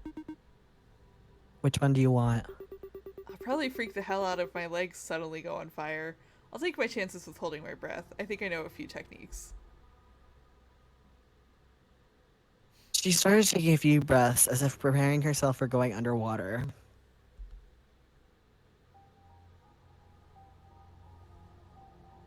Didn't Belle say earlier that the one Oh gets yeah, to she pick did. from worse punishments? One of the options on both sides are the same.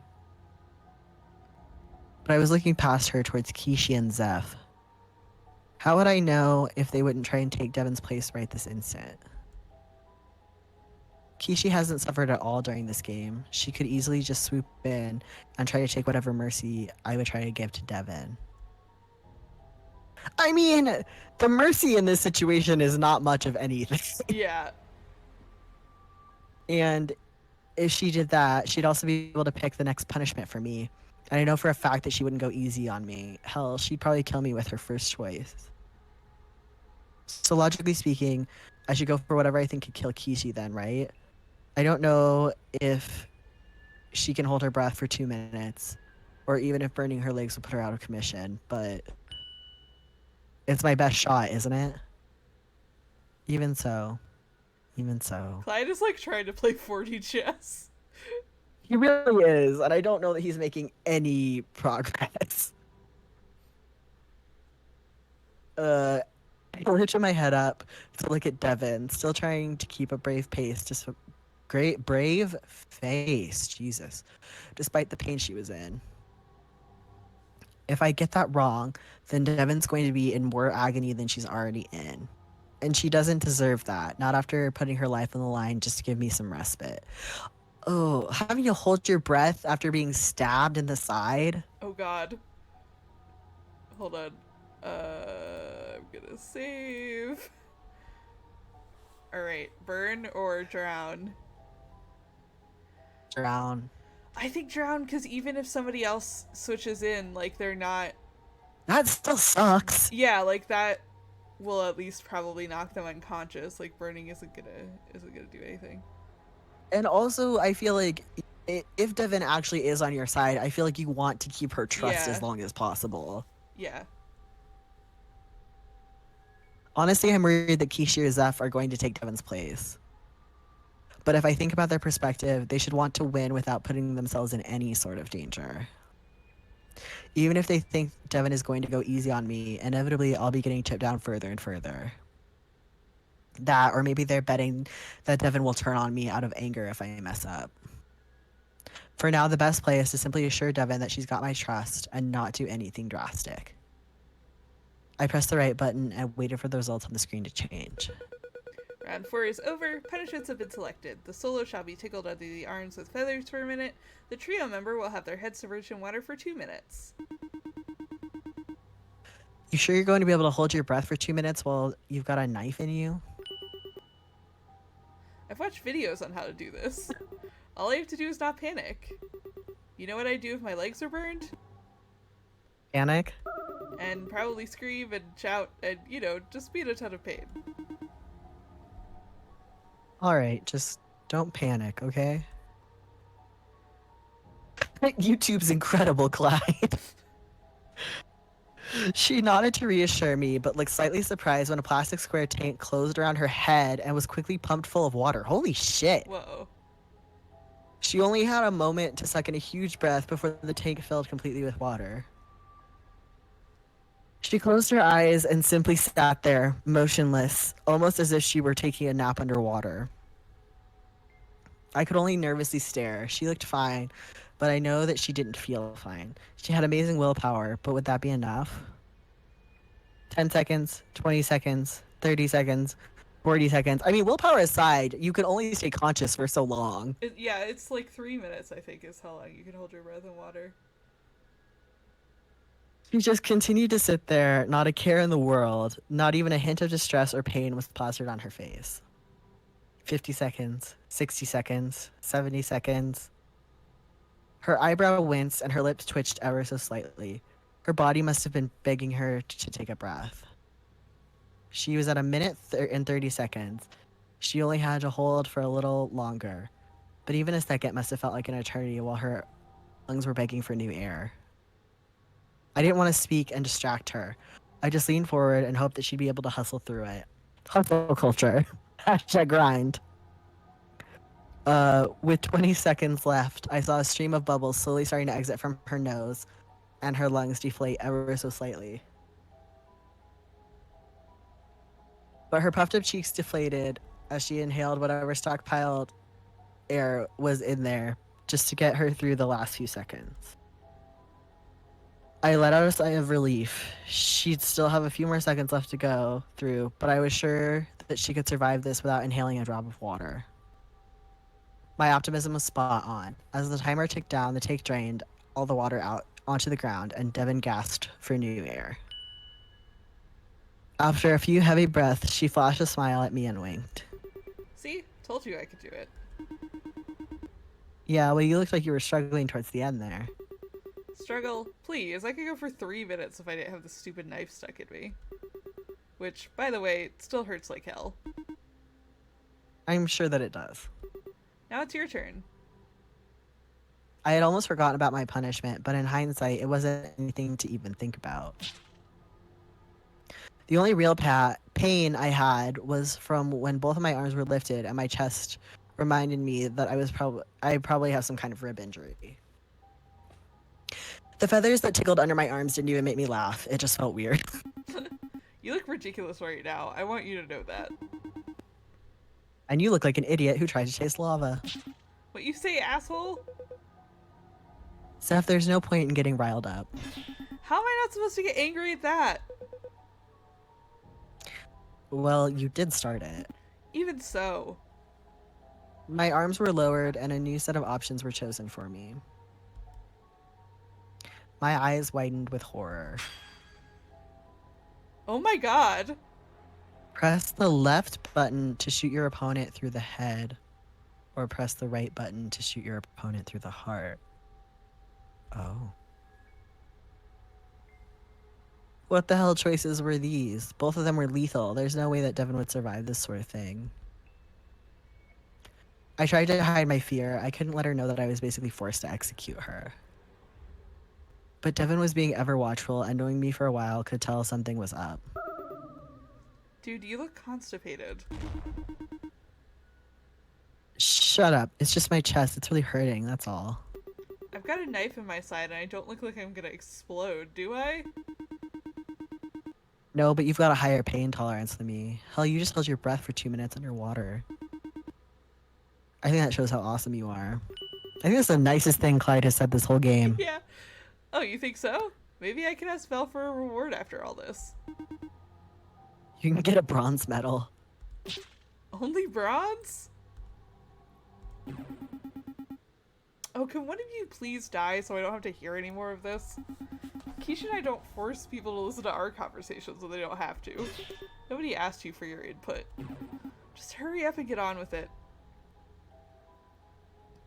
Devin sighed and looked down at her options. I can make your... Oh, sorry. I can make your chair hot, but not like burning. I guess it'd be like sitting on a metal chair that's been out in the sun all day. That is burning.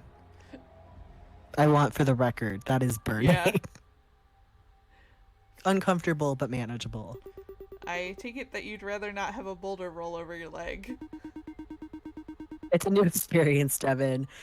Maybe I think that'll be interesting. Besides, it might be a boulder made of ice cream. Wow, never thought that your sense of humor would come out when your life was on the line. It's probably some mix of panic and survival instinct that's keeping me from freaking out. Maybe we should put you into more dangerous situations like this when you're at work. You'd be a hit in the kitchen. I could hear Zeph groaning in the back. Perfect. Just need to egg him into action. Yep, chat, you're right. As for you, I can either pelt you with 50 snowballs or pour lava over your arm. You know, I was hoping you'd pick the snowballs right away. I've always wanted to taste lava. It looks like it would be a miracle drink. It probably tastes like dirt and pain. Really hot dirt that burns like hell. But think about it. Oh my god, can I just get out of the chair and kill them both? This is agonizing. Zeph, calm down. But just listen to them. They're thinking about eating lava. Lava! Kishi! If they want to do that, then that's up to them. Oh, I'll be sure to share some with you if you want, Zeph. Oh, you're going to share? Then never mind, I'm picking the snowballs. What? But if they're pure ice balls, then they're really gonna hurt. Well, maybe it'll numb you on impact if they're really cold. Hey, Zeph, if lava's not up to your taste, how about a snow cone? I will shove a snow cone so far up your ass that you'll choke on it. I think that happened in a cartoon I watched once. All the snow melted, he drank it, and then the guy had to... Don't care, just pick your stupid choice already. That should do it, at least. I sure hope it does. I pressed the left button and anxiously watched the screen. That's the shoot through the head button, right? Yeah. Round 5 is over. Punishments have been selected. The solo shall have to sit in an extremely hot seat. The trio member will have to be shot through the head. What? Before I could answer, someone else shouted first. What the fuck? Hey. Seems that my strategy worked. Not that I really had much of a choice. Either Devin was going to get shot or someone else was. I had to play the hand I was dealt. You lying sack of shit. You didn't say those were your options. I thought you were gonna pick some stupid snowball option. Well, I figured, Zeph, that you'd want something else since you weren't keen on lava or snowballs. You little prick. A rotation has occurred. Zeph will take the place of Devin for this punishment. The chairs rotated around, with Zeph ending up in front of the screen.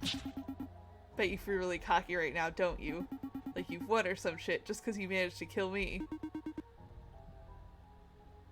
Look, man, I don't want to kill anyone. But I sure as hell couldn't shoot my best friend. Oh, is that the case? You're kind of a jerk, but if I could avoid it, I'd rather not kill you. I can respect that. But man, if that's all you're worried about, then you're dumber than you look.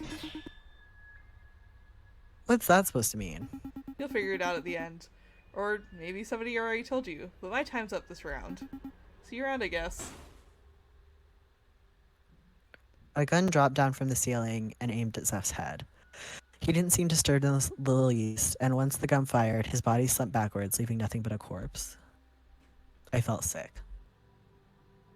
I had seen some horrific injuries already, but I'd never seen a dead body right before my eyes. I wanted to turn away and believe this was a bad dream, that I'd wake up from it at any moment. Of course, there wasn't going to be any such miracle for me. This game had to go on, and with Zeph's body being moved away, Kishi was the next one I had to face. That was pretty smart of you, Clyde, lying to cover your lack of options. He's pretty smart, you know. You can give him some serious credit. Okay, so clearly something is going on because Zeph, like, had no reaction to being shot in the head. Yeah. He is. I'd never be able to think that quick on my feet. I mean, I can when I'm singing, dancing, and playing the drums, but how do you sing, dance, and play the drums? Well, he did swear, but I think that he swore because he realized he was gonna lose. Like, it specifically noted that he had no reaction to being shot in the head. I feel like he and Kishi already knew what the game was, though. Yeah, I think like they have a more advanced idea of what's going on. Yeah.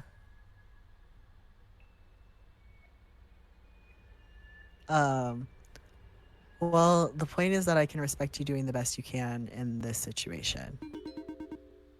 You aren't mad that I killed your boyfriend? Well, it was inevitable. If I got mad about it, then I really shouldn't be here. Fair enough. I'd be more mad if you made him needlessly suffer for a long while. Which you did in a way, I suppose. I didn't make anyone needlessly suffer. I didn't have any non-lethal options. True. Assuming that all your options were as they said they were. As you said they were. Anyway, let's not drag this out on much longer. I think that we'll finish the game in 3 minutes or less. Jesus, Kishi.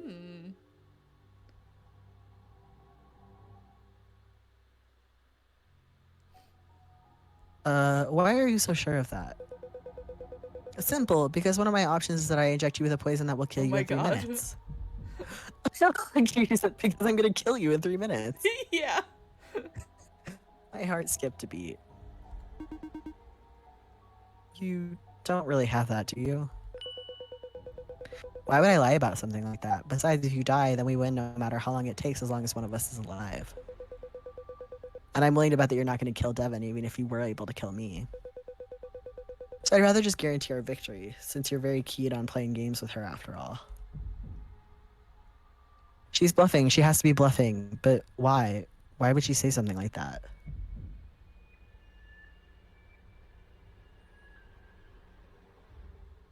She must know that I'll try and kill her no matter what. So is there any point in her making me lie? Is there some kind of punishment that's based on whatever it is that I pick? No, I'm just overthinking things. I've got to play to win. I looked down at my options and felt a bit of relief. Press the left button to pierce your opponent's chest with a sword, or press the right button to shower them in fireworks. Jesus. I didn't want to play around and just drop fireworks on people. I'm a practical man. I want to stab someone with a sword. At times like these, it was best to just go and do the straightforward solution. I pressed the left button and anxiously watched as Kishi looked back at me. You know, you've got real pretty eyes. What the hell are you saying in a time like this? Just teasing. Don't tell Zeph I said that by the way. He threw a fit. Or maybe a punch your way.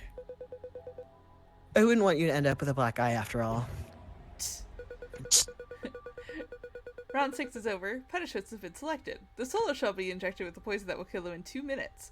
The trio member will be pierced through the heart with a sword. So you weren't lying. Well, I sort of lied. I figured that thinking you had an extra minute would be nice, wouldn't it?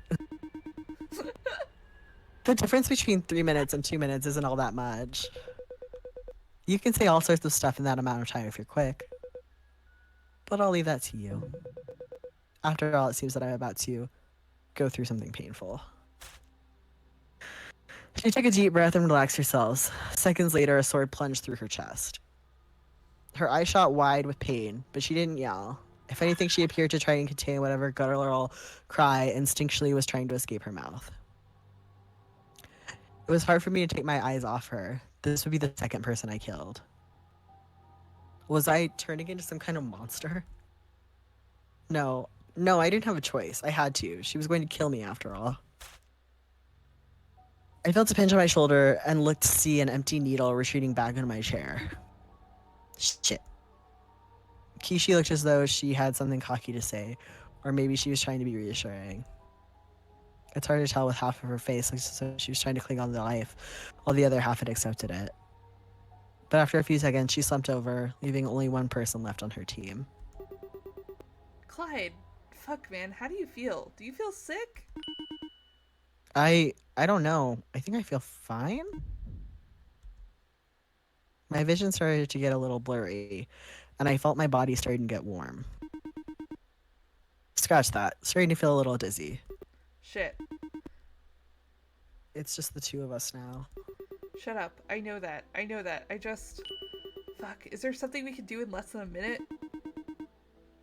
Belle said she'd give us each a fair shot at winning the game. I don't think that she'd lie about that. What's the point in these games if everyone's going to die? Maybe some of the others can help. If the game ends, we can get help. There has to be some way. There has to be some kind of way that we both can get out of this. Devin, please, we have to make a decision. I don't have a lot of time left. Don't say that. Come on, man. If I can handle a knife and me ferments on him, then you could power through this poison. Mind over matter.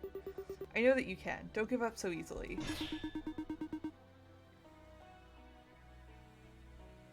Get real, Devin. We're stuck in this room, bound to these chairs until the game is over. I'm getting worse. My heart's starting to beat like mad. I'm shivering and my head is pounding.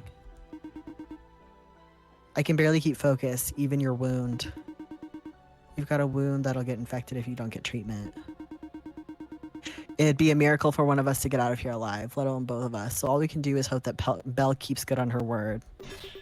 Shut up. You're always going through things with a defeatist attitude, like you've lost the fight before it's even started. You don't have to give up so damn easily. Tears started to roll down her eyes as she tried to fight back sobs. What the hell am I supposed to do if you're not out there with me? You think that I'll be able to survive out there? I'll be alone against all of them. I can't do this alone like you can, Clyde. I'm not you. I'm not smart. I'm not clever. I'm not tactical like you are. I'm none of those things. I got you stabbed because I didn't think straight. I'm not as smart or as strong as you think I am. Bullshit. You made one small mistake, but you otherwise played this perfectly. You trusted me when you needed to. You tricked Zeph into swapping with me. You got Kishi in one round. You're not perfect. Nobody's perfect. But you did everything you could. You could win this. You could make it out of here alive if you tried. But I wouldn't... What am I gonna do if I don't have you at my side? I don't know what the hell I'd do. No matter how you look at this, I was always doomed to die. Can't just let you die, Devin. This is all my fault. I can't let you die. Devin's eyes furrowed as she turned back to the screen. I'm either killing you with a gunshot to the chest or a stab through the chest. There's no choice here. I'm just murdering you. What difference would it make? If you pick something harmless, this poison would kill me anyway. I hesitantly looked down at my own options. Press left to mercifully kill your opponent, lulling them to sleep with a sleeping agent and a toxin that will stop their heart. Or press right to painfully let them suffer from their current and future wounds. What kind of poetic bullshit is this? I either put you to sleep and stop your heart, or I just do nothing. That's how I understand this. What's the point? If I'm going to die either way, you might as well have a chance at living. Don't be dumb, Clyde. You're smart, you're observant. You know what would happen if you chose to kill me. She was right. I knew all along, but hoped that she hadn't noticed. Whatever punishment I select happens before my own, meaning that if my punishment kills Devin, then the game will end and I won't have to suffer whatever she picks. Feigning ignorance isn't cool, you know. At least if you put me to sleep, that'd be more peaceful than what I do to you. I could just pick nothing and let the poison kill me. You try that and I'll pick an option for you. What the hell do you care? I'm going to probably die either from this poison or from something else. To teach you a lesson. Now choose, or I shall choose for you. You sick, sadistic bitch. Neither one of us was willing to budge, but ultimately we had to make a decision. This felt as though it was the hardest decision I would ever have to make.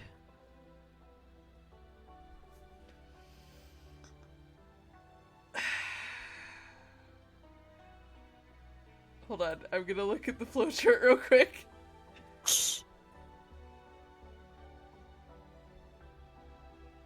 So we have paths either way.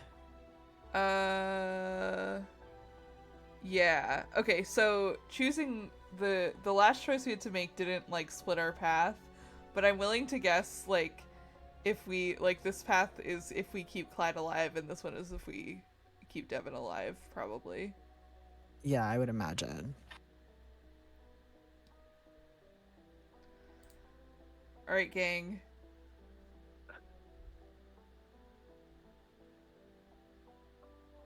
Yeah, my thought was it probably doesn't cause a split if you get a bad end. That's what I was checking. Like, Yeah.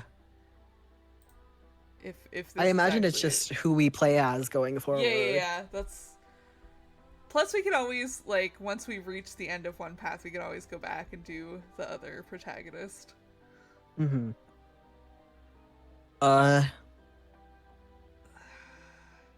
Kill Devin. Should we kill Devin? I'm curious what happens if we keep her alive. Like if she just becomes a new protagonist. Yeah, let's do it. Let's die. I couldn't do it. I couldn't bring myself to kill her. This was all my fault. All Devin's pain and suffering was because I brought her here. Because I was foolish enough to believe in some kind of stupid online scam. Devin deserved the chance at life. I had to give that to her.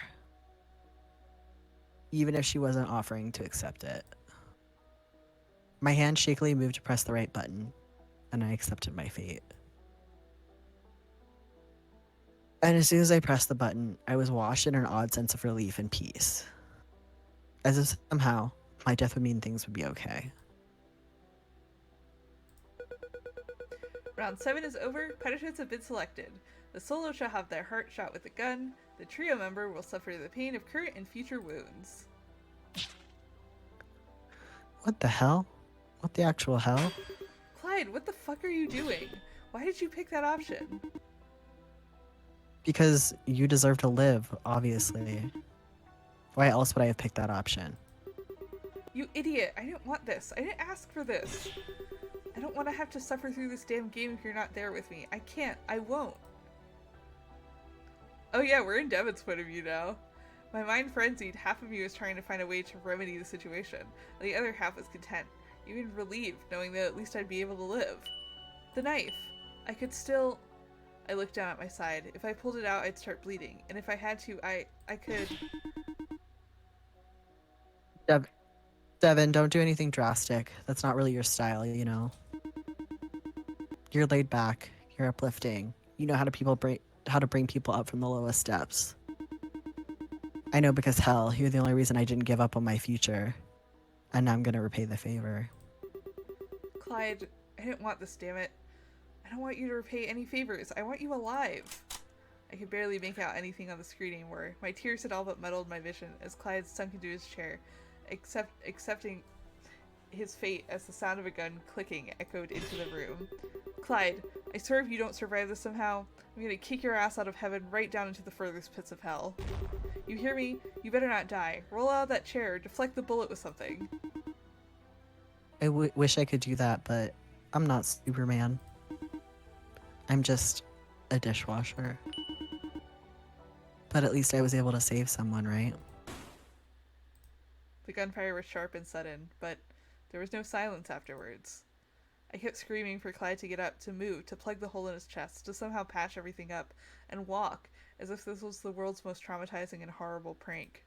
That's all I wanted. I just wanted him back. I don't know how long I cried and screamed for. My throat was raw and my eyes were red and irritated. My mind was an empty blur of despair and sorrow. How was I supposed to continue on without him? Congratulations! Devin, you and your team have won Pick Your Poison. Belle cheered from behind me, pulling out a party popper and sending a shower of bleeding confetti down on top of me. Oh, my heart was racing. I was so unsure as to what would happen. Oh right, almost forgot that you're probably in unimaginable pain and suffering right now. Let me take care of that. Belle snapped her fingers, and a blue mist enveloped me. My wounds began to mend and heal themselves, along with my clothes that stitched themselves back together. Even the blade that I had gotten stabbed with crumbled to dust and didn't appear to leave any lasting damage. I was released from the chair, finally able to stand and look at the carnage all around me. Not that I cared. I should be grateful that I'm alive. After all, Clyde gave up his life for me. But all I felt was anger and emptiness. Come on, Devin, you should be happy. You're alive, you get to move on. Belle put her hands on my shoulders and cheerily smiled right in my face. Clyde didn't give up his life just for you to be a sad sack. Shut up. Don't get mad at me because I'm telling you the truth. I don't care. I don't want to hear anything from you. He's dead because of your stupid game. Oh, is that what you think? He'd be alive if you could have convinced him that he should treasure his life over yours. Do you think so little of your own existence that you're not even a little grateful? What a terrible friend you are. Shut up. I swung a fist at her and she simply sidestepped out of the way. Nice try, but that's the kind of vigor you're gonna need if you want to survive. Anger, sorrow, regret, whatever it takes to survive, you should cling on to it. I hate you. Her mirthful laughter enraged me as she paced around me with contempt laced on her face. You won't be the first, and you certainly won't be the last. But before we get caught up in an emotional whirlwind, I need to bring back your partners. After all, you certainly could have won this without them. Belle snapped her fingers, and a blue haze began to fill the room. Zeph and Kishi, yeah! Zeph and Kishi's body began to repair and mend themselves as skin and flesh pulled itself together. Every injury they had received had healed itself, and if their eyes weren't closed shut, you'd imagine that they were still very much alive. And when they opened their eyes, wide with terror and fear, there was no mistaking the fact that they were, in fact, alive.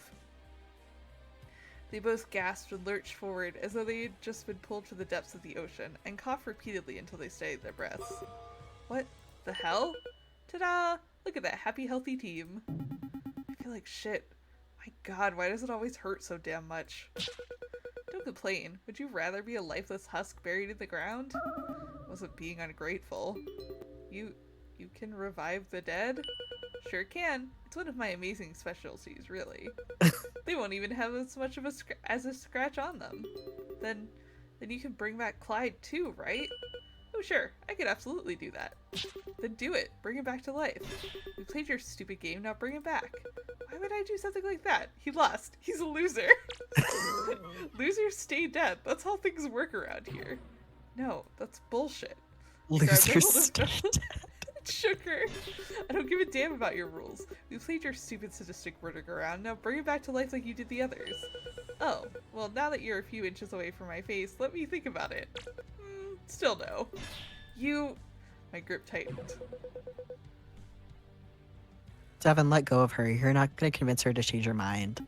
She's right. Belle's stubborn as an ass. Shut up. You're part of the reason that he's dead. Part of the reason, maybe, but you know full well who the blame goes to in that sense. I said shut up. I pulled my arm back to punch her once again, but felt it being restrained. I turned back to see Kishi holding onto my arm. Calm down. It's not going to change anything. Let go of me, damn it. I don't care if it doesn't change anything. I want to break her damn jaw. Oh, you need quite some strength to do that. I'd love to stay and keep at this conversation, but I've got another game to run. Ta-ta! She disappeared in a cloud of blue smoke before I could get in another word or another swing. Kishi let go of my arm, and I fell onto my knees, the adrenaline of my anger fading from my body once Belle was gone. The anger simmered into sorrow, and my furious, unsteady breast became haggard and muted with tears. It wasn't fair. Why did they get to survive while Clyde was still dead?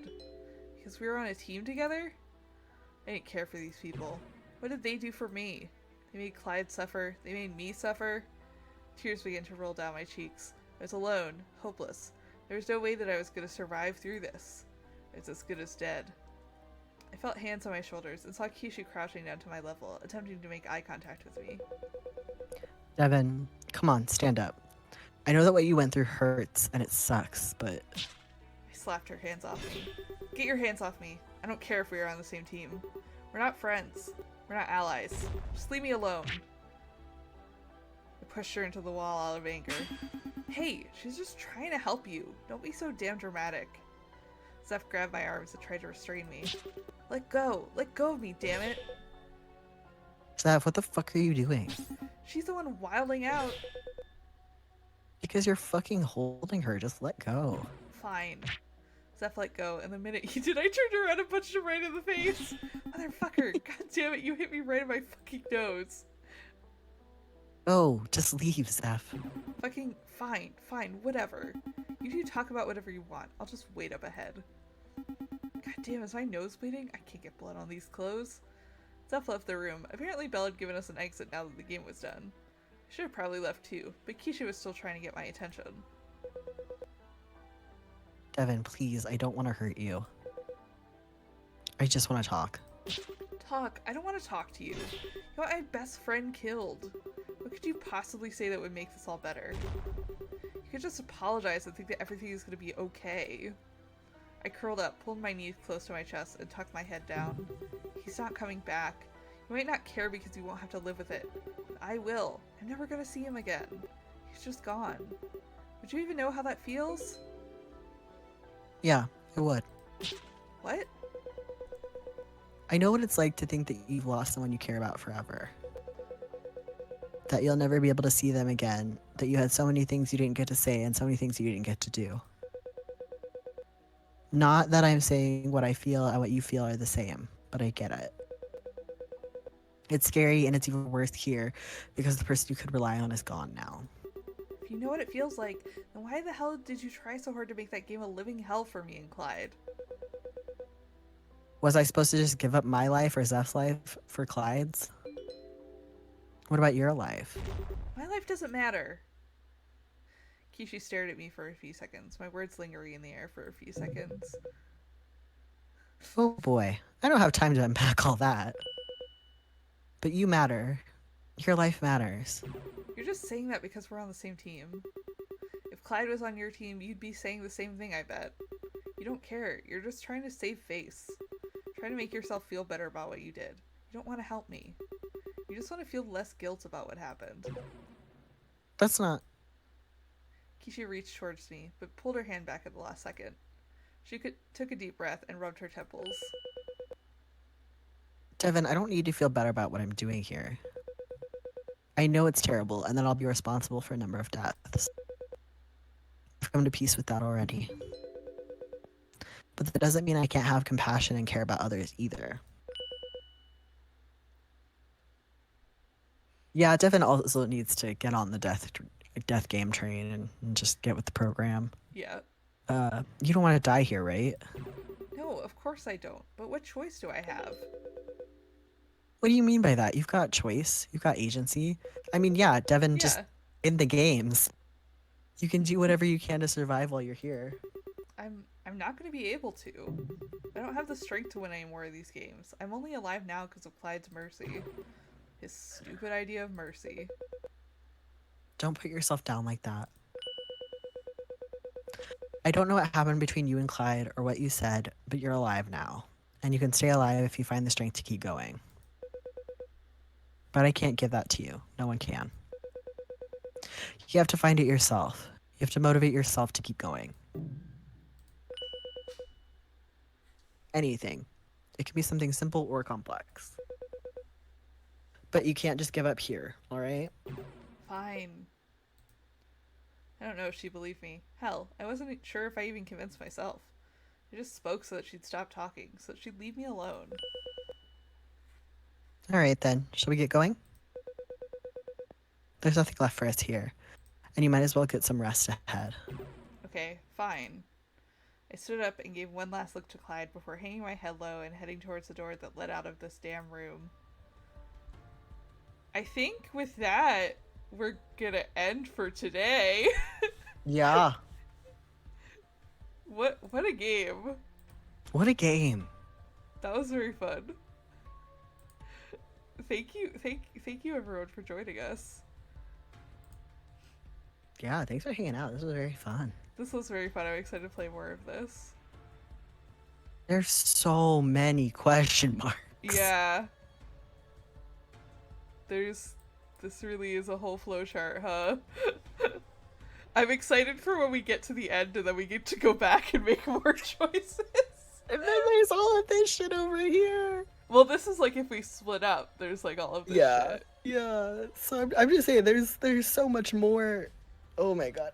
For the rest of the year. Murder. Hell yeah. Yeah, thank you guys for coming. We will probably I'll put it on the Twitter when we end up doing another one of these. That's it, baby. That's death, baby. That's death. Let me take it to the end of stream screen.